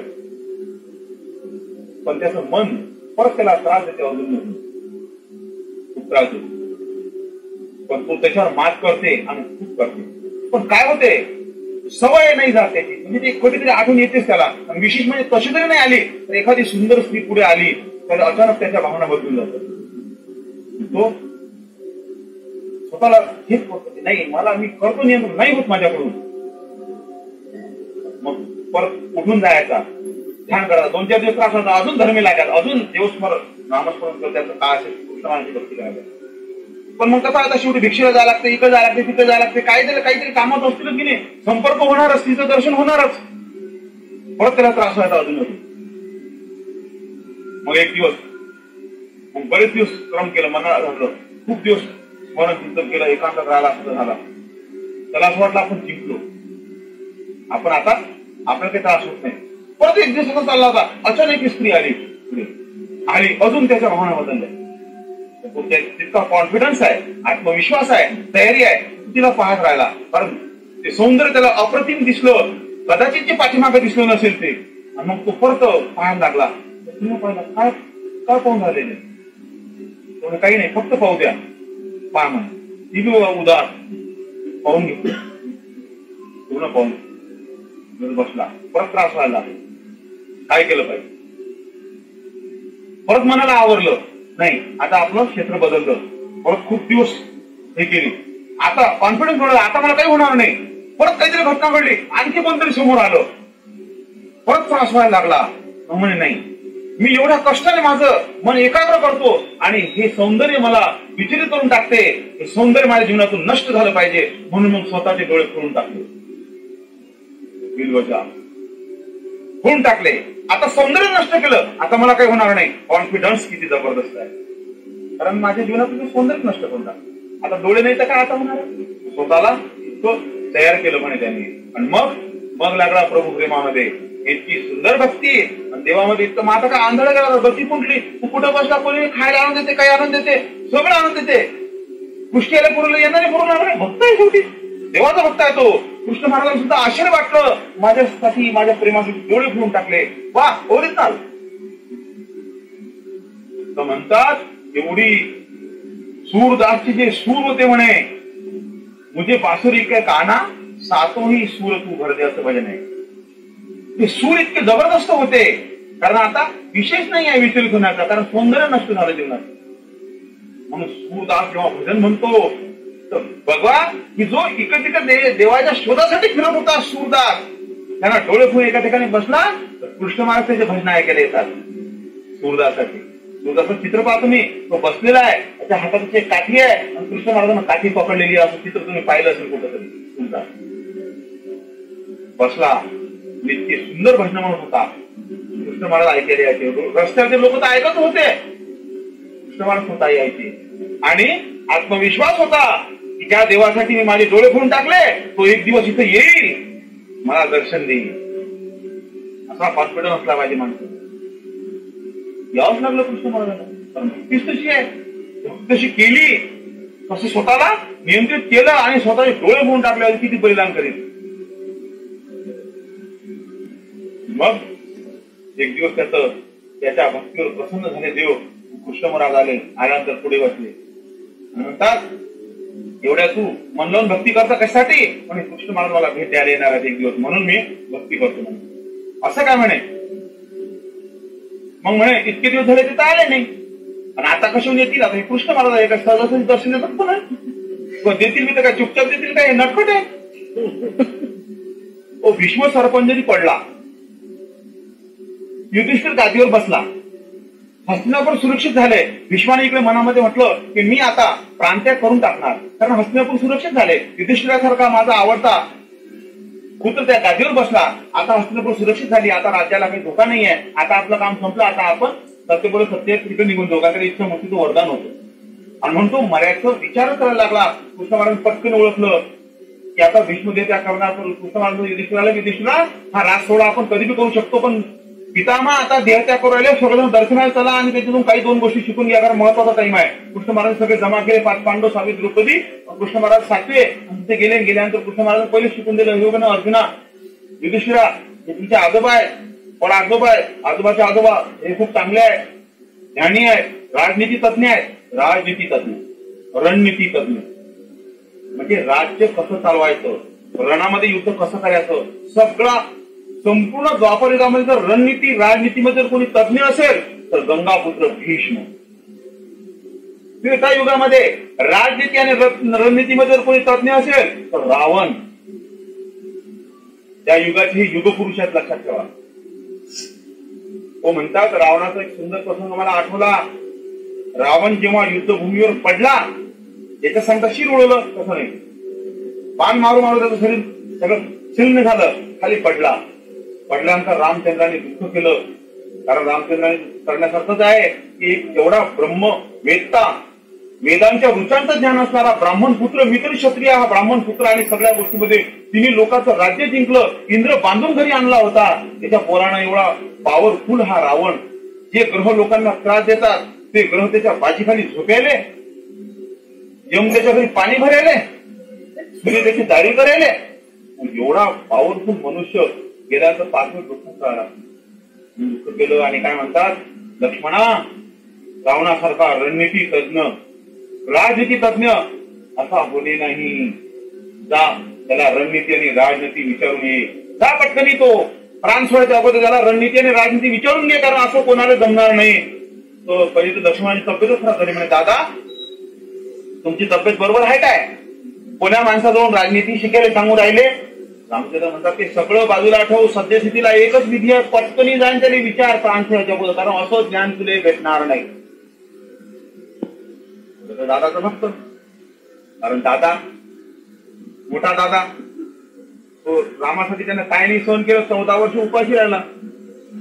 रामानं कधी विचार नाही करा तो वनफळ खातं की नाही, त्याला वाटलं पहिले तिकडे खात असेल मग माझ्यासाठी आणत असेल, आणि याला वाटते दादा प्रसाद देईन तेव्हा मी खाईन, दादाना प्रसाद दिला नाही, यांना काही तिकडे खाल्ले नाही, हा उपाशी 14 वर्ष.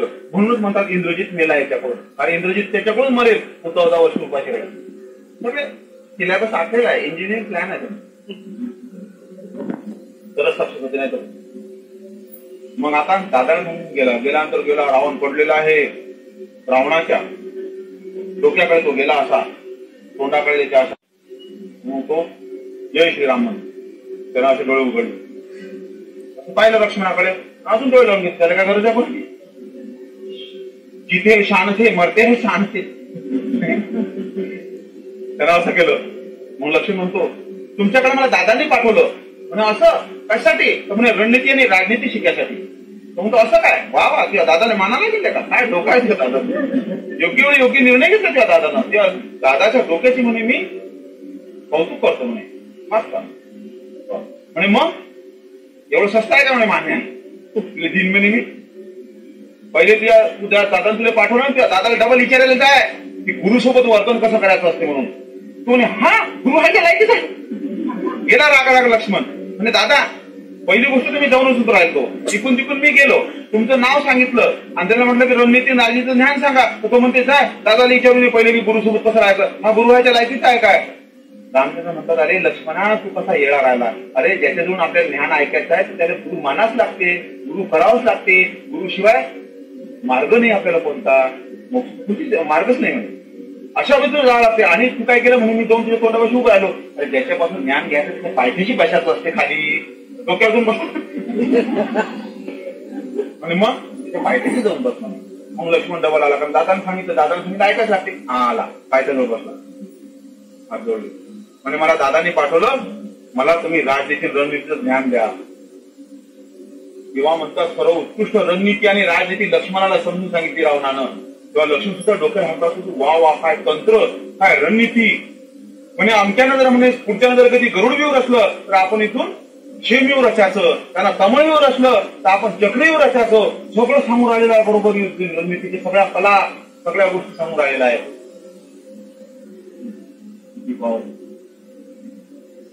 सगळं माहित होतं. आणि मग शेवटी काय म्हणतात लक्ष्मणा क्षत्रियाचा धर्म माहिती आहे का तुला कोणता आहे.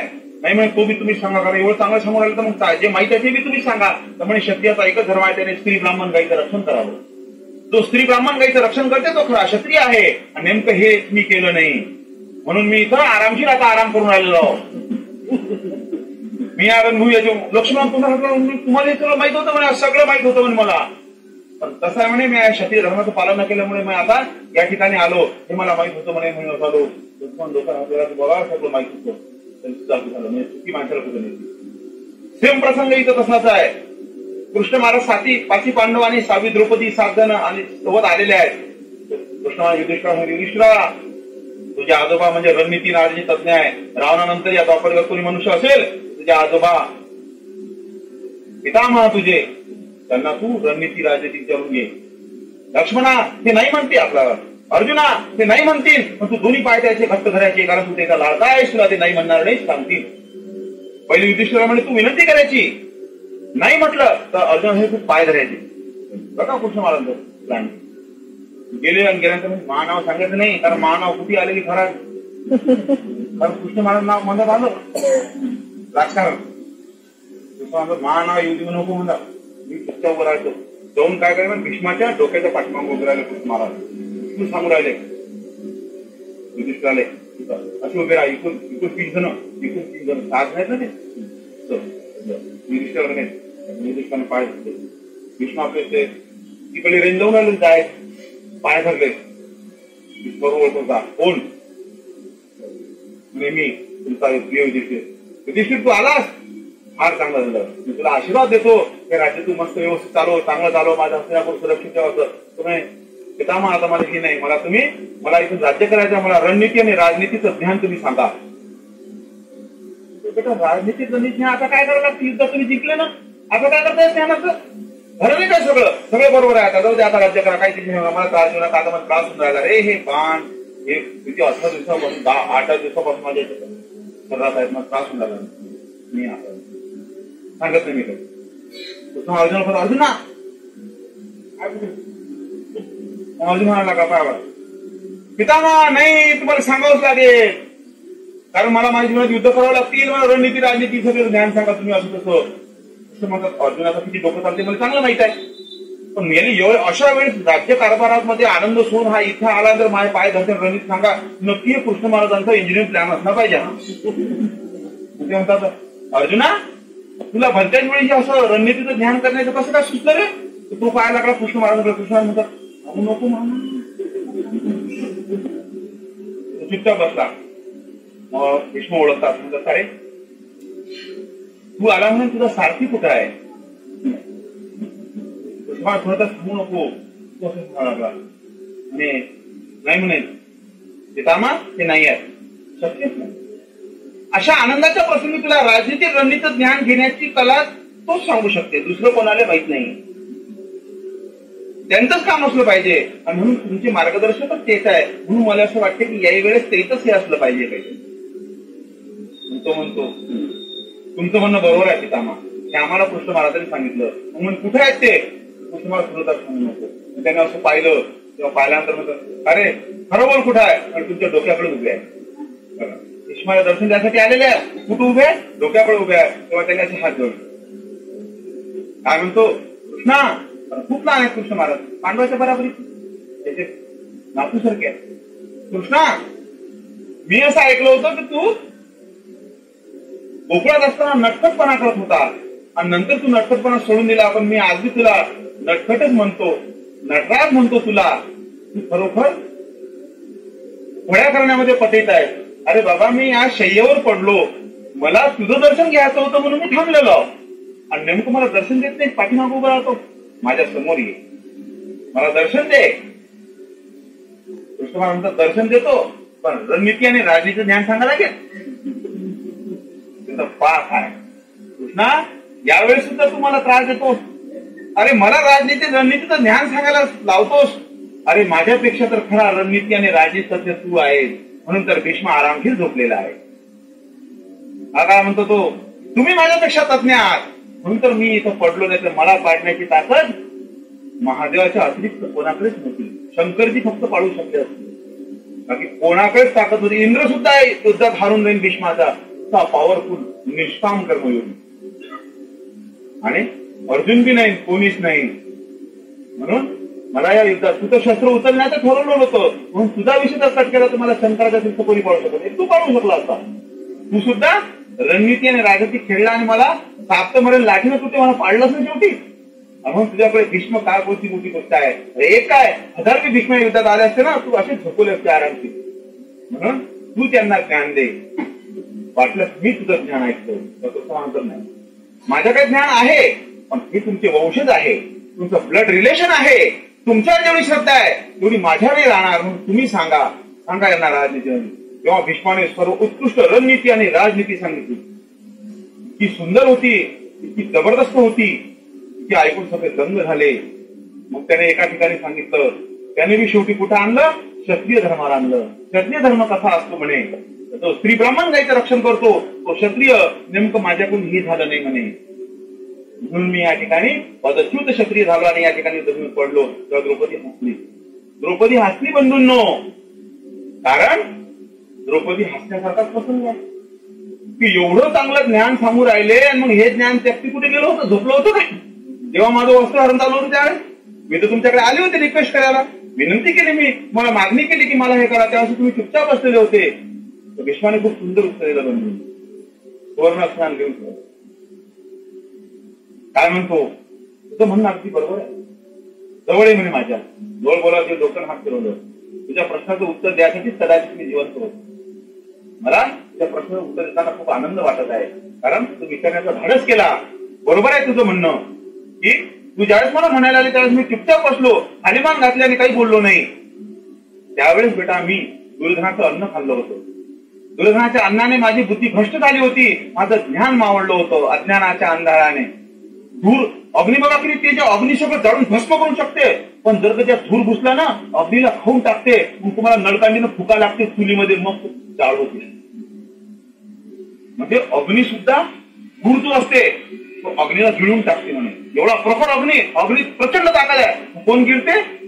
धूर म्हणे. किंवा धूर तुम्हाला फुकल्यानंतर धूर निघून जाते, अग्नी प्रज्वलित होते. तसं मला या अज्ञानाचं, या दुर्योधनाचं, अत्याचाराचं हे जे अन्न मी खाल्लं त्यामुळे माझी राजनीती रणनीती किंवा माझा जो क्षत्रिय धर्म आहे तो मावळला होता. मी त्यावेळेस मला सुचलं नाही, मी काहीच करू शकलो नाही. परंतु आज मी दुर्योधनाच्या ऋणातून मुक्त होण्यासाठी 100 बाण खाल्ले. माझ्या शरीरामध्ये 100 बाण आहेत. 100 बाण माझ्या मी पडलेला आहो भूमीवर. मी 100 बाण खाऊन त्याच्या ऋणातून कायमचा मुक्त झालेला आहो. त्यामुळे माझी बुद्धी परत व्यवस्थित चालायला लागली. म्हणून मला रणनीती आणि राजनीती स्पष्ट आठवत आहे, समजत आहे म्हणे. तेव्हा द्रौपदी म्हणते माफ करा माझ्याकडून चुकी झाली म्हणे. उत्तर समजलं म्हणे, बरोबर आहे. अशा पद्धतीमध्ये ज्या भीष्माला स्वामी शेवटच्या अवस्थेत जर नटखटपणाने दर्शन देतात, सूरदासाला सरळ देतील काय? आपण सूरदासापासून गेलो होतो. परत आलेलो आपण सूरदासाजवळ, कारण आपला सूरदास आपल्याला पाहिजे. सूरदासाच्या पुढे कृष्ण महाराज आलेले आहेत आणि विचारतात, तू कशासाठी बसला? एवढं तू कृष्णाला आळून आला, पण कृष्ण येईल काय? म्हणे मला कॉन्फिडन्स आहे, आत्मविश्वास आहे, कृष्ण येईल. माझ्या स्मरणामध्ये, माझ्या भजनामध्ये, माझ्या सुरांमध्ये एवढी ताकद आहे, कृष्ण महाराज येतील. कधी येतील म्हणे? किती दिवस झाले बसेलच आहे, नाही आले तर सूरदासनं ओळखलं एवढ्या उचापात्या करणाराच कृष्ण असला पाहिजे. कारण माझं कोण खेटणार? आज लोक तर कधी खेटलं नाही. सगळेजण भजन ऐकतात, माझी स्तुती करून जातात.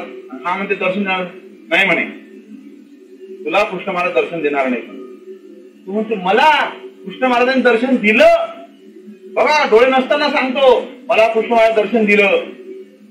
म्हणे कसं काय, कशावरून? तर म्हणे तूच कृष्ण आहेस. मी कृष्ण आहे? हा, तू कृष्ण आहे. नाही, मी कृष्ण नाही आहे. मी कशाला येऊ इथं?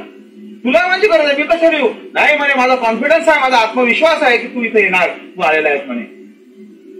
पण म्हणे तुझ्याकडे प्रमाण काय आहे की मी कृष्ण आहे म्हणून? तर म्हणे प्रमाण दे, हात दे म्हणे. कृष्ण म्हणून हात देतील का लवकर? नाही. मग म्हणे नाही देत हात. नाही देत ना, आता तर पक्का तूच कृष्ण आहे. म्हणे कशावरून? म्हणे मला माहित आहे माझा कृष्ण नटखट आहे, तो सरळ वागत नाही म्हणे, कारण उभाच तर तिरपा आहे.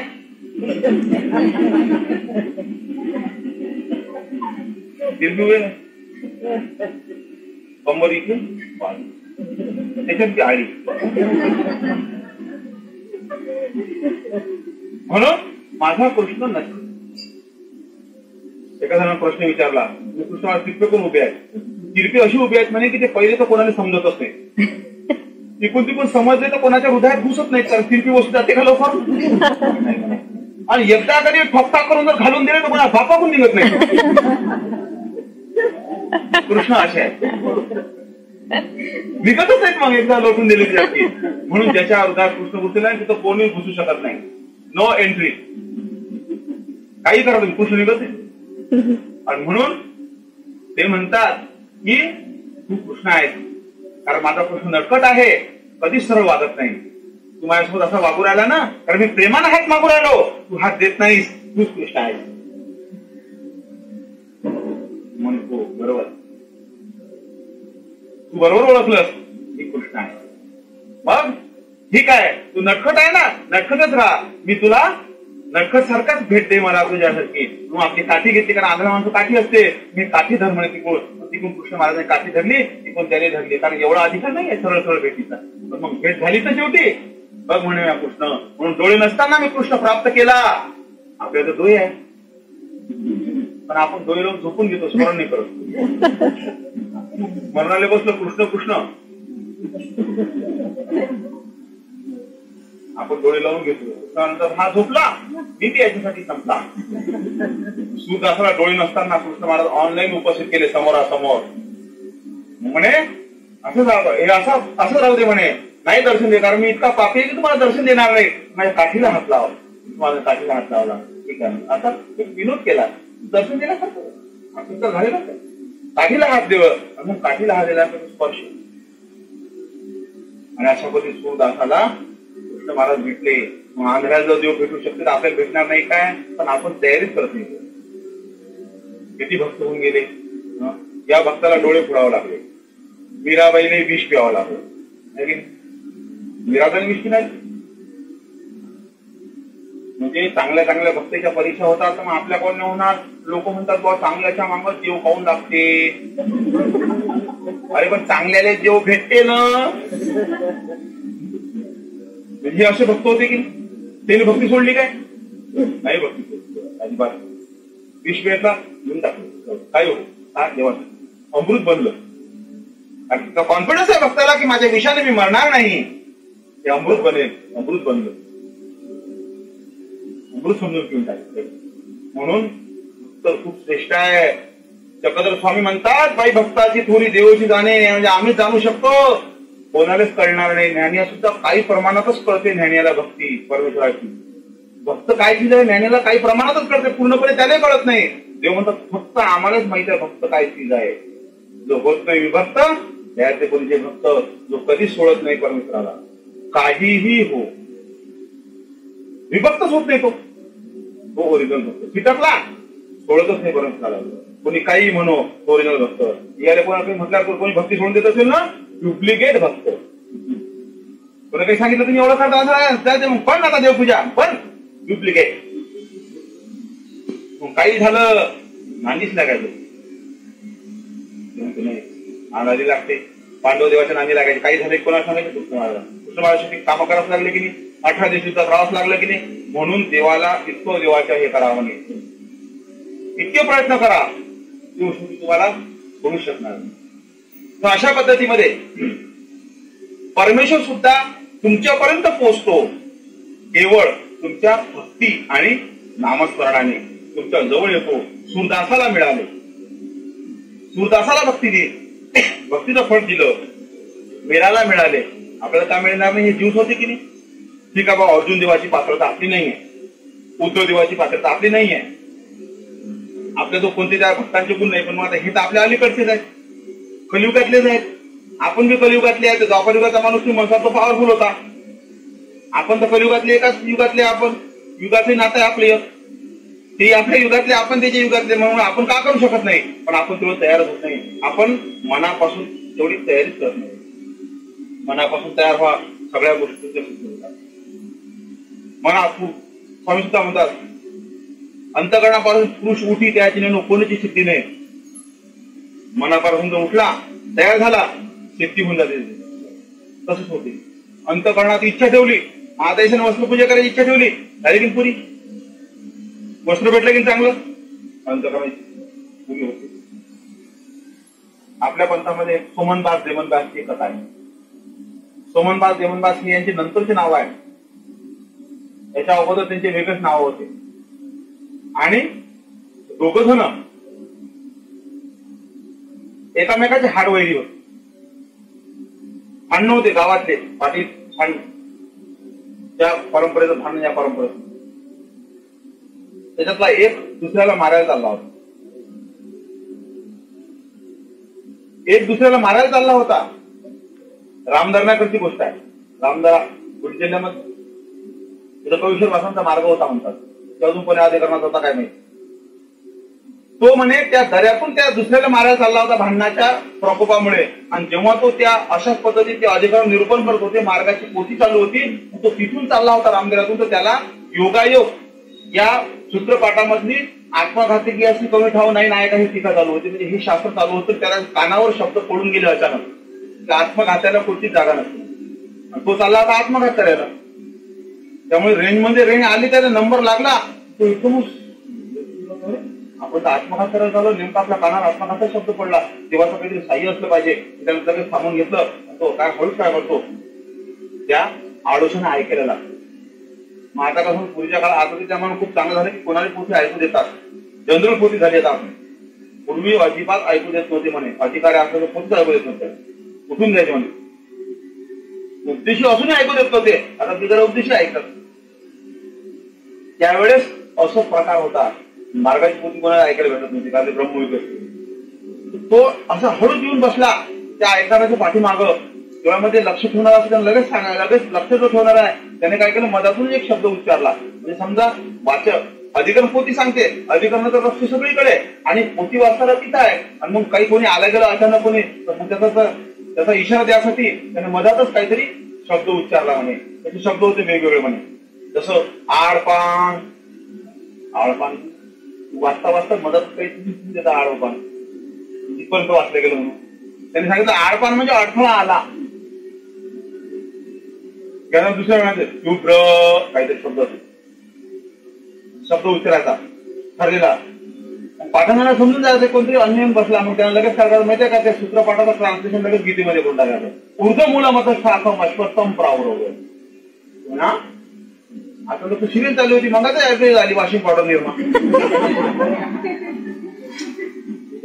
अगोदर चांगली सिरियल चालू होती, म्हणत ऍड्रेस आणि तो म्हणे आता पोथी चालू होती म्हणे. ती आत्मघात काहीतरी हेमता तू ऊर्ध्वमूल कुठून बसलो.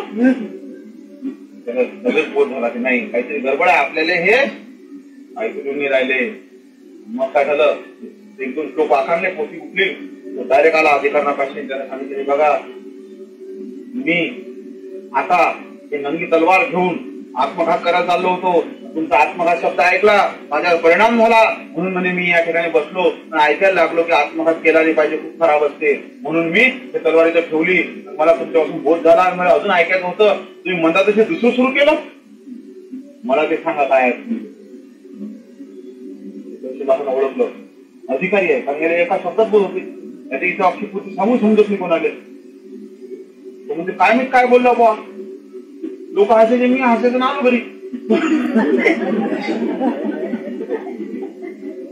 अशा पद्धतीने काही ऐकून मी समजत नाही काही, एका शब्दावरून बोध झाला, एक शब्द सुद्धा माणसाला पलटून टाकते. आत्मघात शब्दाने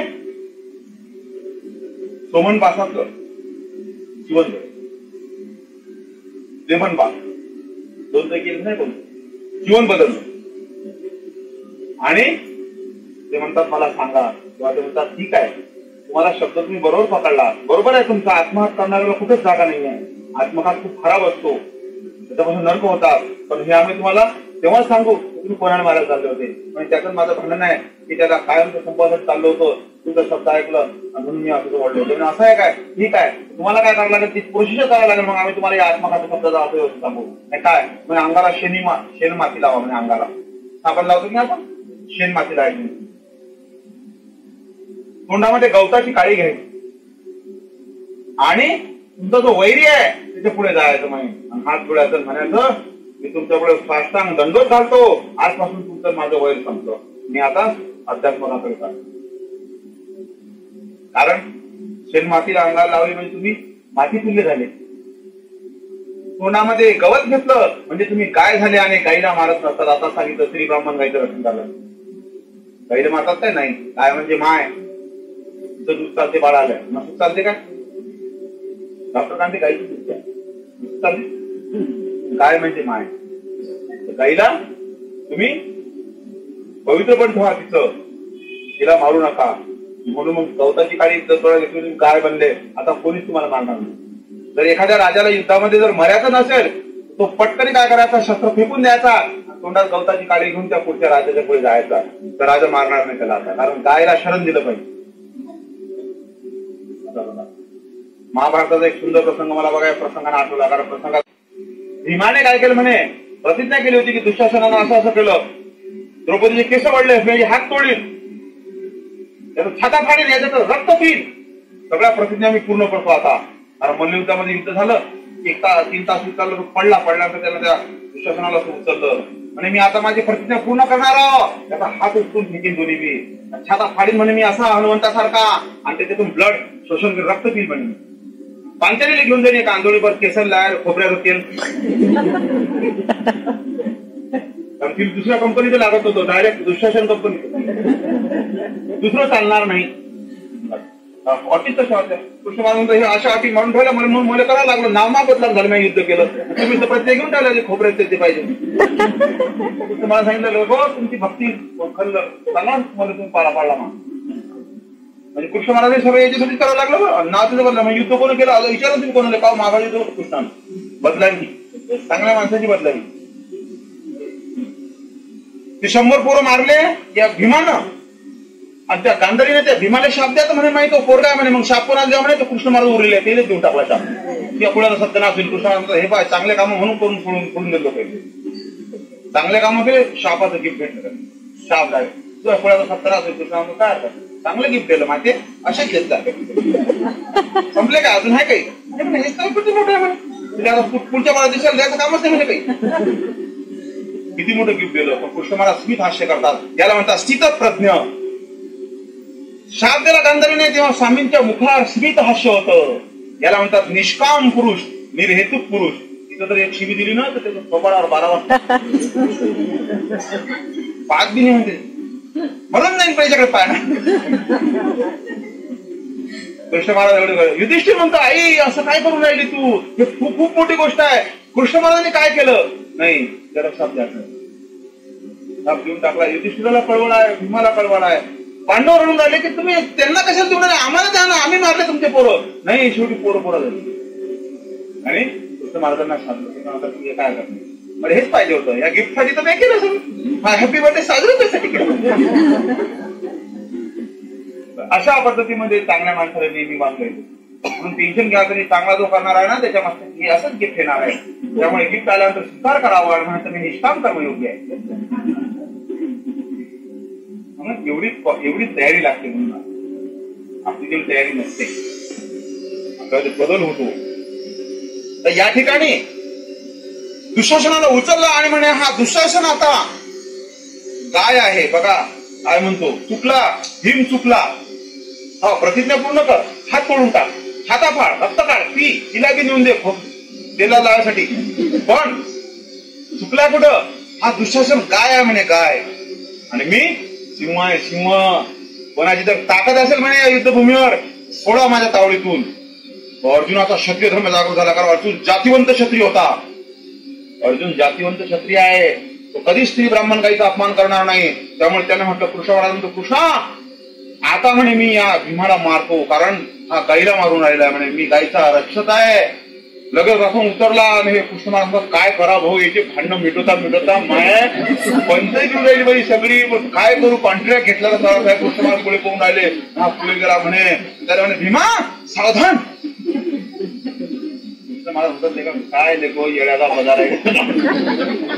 अरे तुला भाऊ नाही, त्याने गाईला मारत नाही तर मी गाईचा रक्षक आहे. खरं ते ना ब्राह्मणाच्या गाई आणून दिलेले का, अर्जुनानं गाईचं रक्षण करेल एकदा. तो धर्माला जपणार होता म्हणून त्याचे ड्रायव्हर कृष्ण महाराज बनले काऊर धर्मान. अर्जुना तुझं म्हणणं बरोबर आहे. अरे पण हा युद्धाच्या आवेशात बोलून राहिलेला आहे आणि आवेश योश काहीच नाही म्हणे. त्याने गाय म्हटल्याबरोबर गाईला सोडावंच लागेल, कारण माझा धर्म आहे, मी गाय सोडणार.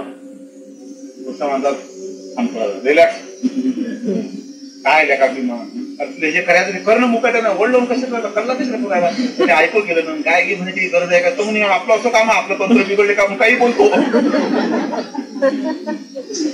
कृष्ण ठीक आहे, आता माफी माफ करा, माझ्याकडून काय म्हटलं गेलं, पण हा दुःशासन अत्याचारी आहे, दुराचारी आहे, हा असुर आहे, मी आता सर्वनाश करणार. कृष्णानंतर झाला शांत, हो मी शांत झाला, चला मग आपला रस्ता. तर आई ते म्हणजे कृष्ण महाराज किती भांडवडी पुरवा लागलाय किती. तरी कृष्ण महाराज म्हणतात नाही भाऊ, कॉन्ट्रॅक्ट घेतलेला आहे भक्तांचा, भक्ताचा काही वाई, पांडवांचा वेळा ऐकी, वेळेवर ऐक म्हणजे तयार. पांडवांचा तो कैवारी श्रीकृष्णाची सात कशी, तरी परंतु उलटे झाले सारे वनवासी. ब्रिजलालाची ऐकरे वाणी मातीत जाईल काया रे, जरी तू मनशील माझे धरणीवाली छाया रे, जरी तू मनशील माझे छाया रे धरणीवाली. म्हणजे पांडवांचे कैवारी होते, सगळ्या गोष्टी करतो, तरी पुढे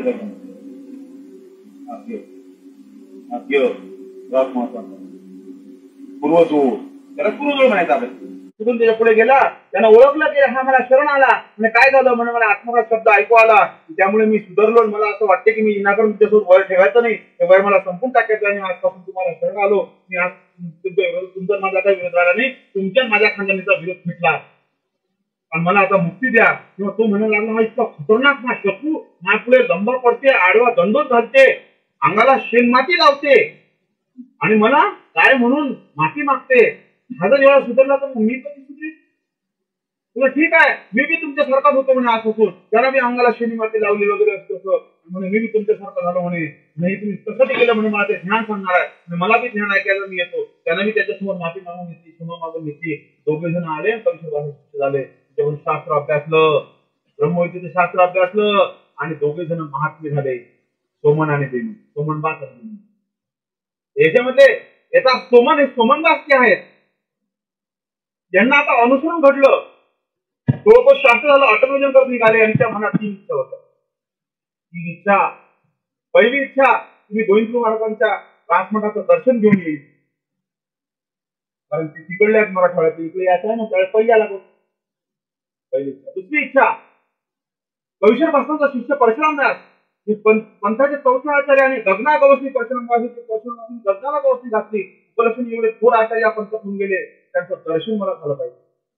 तिसरं, सांगदेवला जगन्नाथ स्वामींची मूर्ती उभी राहिली होती म्हणजे त्या ठिकाणी त्या चांगल्याच्या पायऱ्यांवर, कोणी म्हणते पायऱ्या, कोणी म्हणते त्रिभंगी मूर्ती उभी होती कृष्ण महाराजांसारखी. ती मूर्ती त्या ठिकाणी उभी राहिली, ते मला त्या ठिकाणची जागा मला पाहायची आहे. ती मूर्ती कशी होती ते मला त्या ठिकाणी पाहायचं आहे. त्या लोकांना विचारायचं की कशी स्वामी उभी राहिले होते. ती इच्छा आल्या त्यांच्या आमच्याकडनं म्हणत. परंतु माणसाचं तिकीट कधी खाते सांगता येत नाही, माणसाला कधी मरावं लागेल सांगता येत नाही, कधीही मृत्यू येऊ शकते. त्यांनी काय केलं, देव सुकवलं, यांना शेवटचे श्वासाचे घ्यायला लागले, एका झाडाखाली बसले, आता काहीतरी मरणार, 1 दिवसाने 2 दिवसांनी मरणार. म्हणतात माझ्या 3 इच्छा पूर्ण होणार नाही, कारण माझ्या 3 इच्छा अपुऱ्याच राहतील. तीर्थपुरला कसं जाऊ शकेल, मी तर अशक्त झालो. मी समजावतो तिथं ते स्वामी कशी उभे होते, त्रिभंगी मूर्त्यांच्या पायऱ्या पाहू शकणार नाही, मला राजमाताचं दर्शन होणार नाही, मी अभागी आहे, मी अभागी आहे. हे जे वांछित प्राणी, तिथे चक्र प्राणी, देवाला चिंता आहे, मला मनापासून तयारी करतो की पाहण्याची, त्याला दर्शन दिलं पाहिजे. परशुराम असला बरोबर पाठवून दिलं जातं. परशुराम असताना दिसलं, घराखाली दिसलं, त्यांना कुठेतरी बसलेला आहे, ते गेले. हा आपल्या पंथाचा साधक असला पाहिजे. त्यांनी म्हणून म्हटलं दंडोत, दंडोत म्हटल्यावर दंडोत म्हटल्यावर कोणती आपल्यावर दंडोत. तुम्ही कोण म्हणे, पहिले तुम्ही सांगा कोण. म्हणे मी सोमन. म्हणे तुम्ही देवासाठी जन्म शिकून आलेले आहेत, त्या झाडाखाली बसलेले आहेत, परमेश्वर तुमच्या समोरासमोर आहे, तुमचा प्राण काबरा अटकला, ओळखला पाहिजे नसून कोण आहे, कुठं अटकला, रेंज कुठं कमी पडली.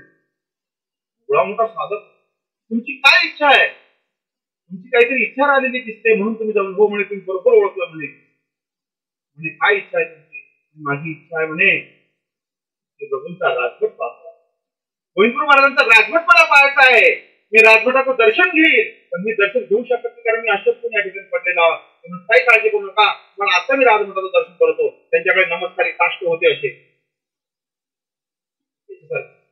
त्यांनी ते काष्ट आपल्या काष्ट काष्ट त्यांनी असे एकारे ठेवले असे नमस्कारी. त्यांना म्हणे की गोविंदपूर महाराजांचे नमस्कारी काष्ट होते, म्हणजे हाच राजमोठा म्हणे याचा नमस्कार करा. माणसाचे जेव्हा मनुष्य शेवटच्या क्षणाला असतो की समजा आता काही काही मरतात, तर त्याची इच्छा असते नाताचं लग्न झालं पाहिजे, नाताचं जुळलं पाहिजे. तर मग त्याला कोणी चहा घेऊन गेलं ना, तुमची तब्येत कशी आहे, कोणती माझी तब्येत सोळा, आपण नाताचं जुळून नाही राहिलं. अरे स्मरण करा ना, त्याची रेंज बघा कुठे. कोणी गेलं की नाताचं लग्न पाहिजे, लग्न जुळलं.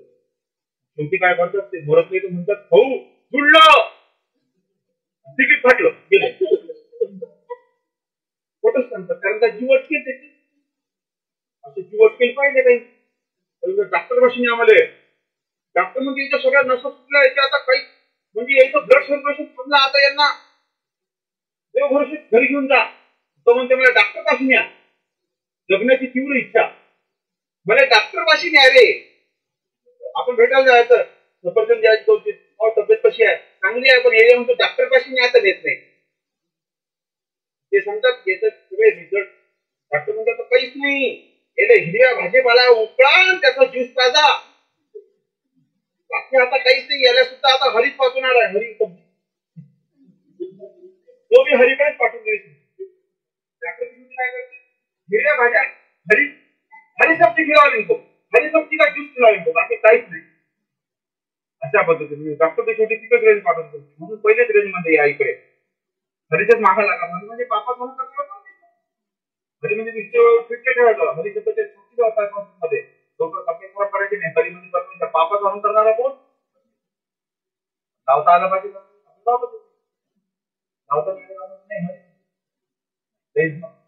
नाही जमत. अशा पद्धतीमध्ये इच्छा असतात, म्हणून त्यांनी तो सांगितलं राजभट असं ऐकायला की तरी नाजरा बंद केला. हरी का तुमची इच्छा म्हणून अजून काय केलाय म्हणजे मला की म्हणे सांगदेवला म्हणे त्या पायऱ्यांमध्ये स्वामी कसे उभे राहिले होते म्हणे, ते मला पाहायचं होतं म्हणे. म्हणजे कसे उभे राहिले होते, एका मिनिटात दाखवतो, कधून उभे राहिले कृष्ण महाराजांसाठी असे उभे राहिले. माझी इच्छा अजून माझी एक इच्छा आहे. कोणती इच्छा म्हणे, ती इच्छा माझी पूर्ण होणार नाही. आता 2 इच्छा पूर्ण होऊ शकत नाही का म्हणे, मला या पंथाचे 4थे आचार्य हैदराबादचं घडले तर 4थे, नाही घडले तर तिसरे आचार्य परशुराम व्यास त्यांची गगरा गवसणी म्हणतात, पूर्ण इतके विद्वान आहेत, पराकुटीचे ते महाज्ञानी आहेत. त्यांचं दर्शन मला करायचं होतं, पण ते होऊ शकणार नाही. आता मला इथे करावं लागेल. ते म्हणतात तुम्ही काहीच काळजी करू नका, परशुराम व्यास तुमच्या समोर उभे आहेत. होते बरं पाठवलं होतं देवानं. तुम्ही परशुराम व्यास म्हणे हो. त्यांना पाहिलं म्हणे खूप झाले, एकदम वा वा. मला चांगलं वाटलं, माझ्या तिन्ही इच्छा झाल्या. पण म्हणतात की जेव्हा परशुरामाला आनंद झाला की चला मी याच्या मनातल्या तिन्ही इच्छा पूर्ण करू शकलो आणि मला या साधकाची संतुष्ट करण्याचा योग मला. तर त्यांना मग असं वाटतं चला. त्यांनी काय केलं, पाणी घेतलं, पाणी टाकलं आणि त्यांना काही ठोकायला होतं. एवढा साधक देवासाठी जन्मसूत्राला थोडीच हात टाकला तर बंधूंना झुडीमध्ये काहीच नव्हतं. हो काही आज तिथे अन्नदान होते आपल्याकडे, पण परशुरामाला काहीच नव्हतं. परशुरामाने दुःख केलं की आज अशा पात्राला घालण्यासाठी माझ्याकडे परशुराम किती महापात्र, अशा पात्राला घालण्यासाठी माझ्याकडे घाट नाही आहे. परंतु त्यांनी काय केलं की असं दुःख केलं. म्हणतात हे बघा थोडासा ठीक करा, थोडासा मी आत्ता गावात जातो, भिक्षा मागून तुम्हाला भोजन देतो. म्हणून तातडीने गावामध्ये गेले, भिक्षा मागितली आणि येऊन पाहतात तर यांचा देह गेला होता. तेव्हा दुःख केलं आणि दुःख करून काय म्हणतात, भिजनी गेला महात्मा दुर्लभ. तो भिजनाला गेला त्याची डबल भेट होईल की नाही सांगता येत नाही. मी पंथाचा चौथा आचार्य, माझी गगनागोसनी अशा पात्र ठिकाणी माझं शीत प्रवचन झालं. मी काही देऊ शकलो नाही, माझ्याकडे लागेल तेवढं अन्न असतं, आज माझ्याकडे काही नव्हतं. आणण्याचा प्रयत्न केला तर मी निघून गेले. अर्थावाचून त्याचा निक्षेप केला, सुश्रूषा विधी केला आणि दुःख केलं. त्यांनीच हे वाक्य उच्चारलेलं आहे, भिजनी गेला महात्मा दुर्लभ. आपल्या परंपरेमध्ये सगळ्यात महत्व आहे पहिल्यांदा स्वामींच्या सूत्राला 12.5 सूत्र पाठा, त्याला म्हणतात स्मृती. त्याच्यानंतर नाट्यधर बोलले त्याला म्हणतात स्मृती. त्यानंतर कवीश्वर व्यास बोलले त्याला म्हणतात वृद्धाचार. आणि परशुराम व्यास बोलले त्याला म्हणतात रूढी. आणि भूषण शिवराज बोलले त्याला म्हणतात मार्ग रूढी. त्याच्यानंतर वर्तमान कोणाचंही प्रमाण मानले जाते. फक्त रूढीपर्यंतच अर्थ मानले जातात, परंपरा मानल्या जाते. त्याच्यामुळे तुम्ही आज अर्थ सांगता फक्त माझ्या तुमच्याबद्दल मरेल, परंपरेत नसते होते. हा फक्त रूढीपर्यंतच अर्थ चालतात, मार्ग रूढीपर्यंत भूषण शिवराज पुढे चालत नाही. तर हा रूढीचा अर्थ म्हणजे परशुराम व्यासांचा अर्थ आहे. परशुराम व्यासांचं आपल्या मागे परशुराम व्यासांचं सूत्र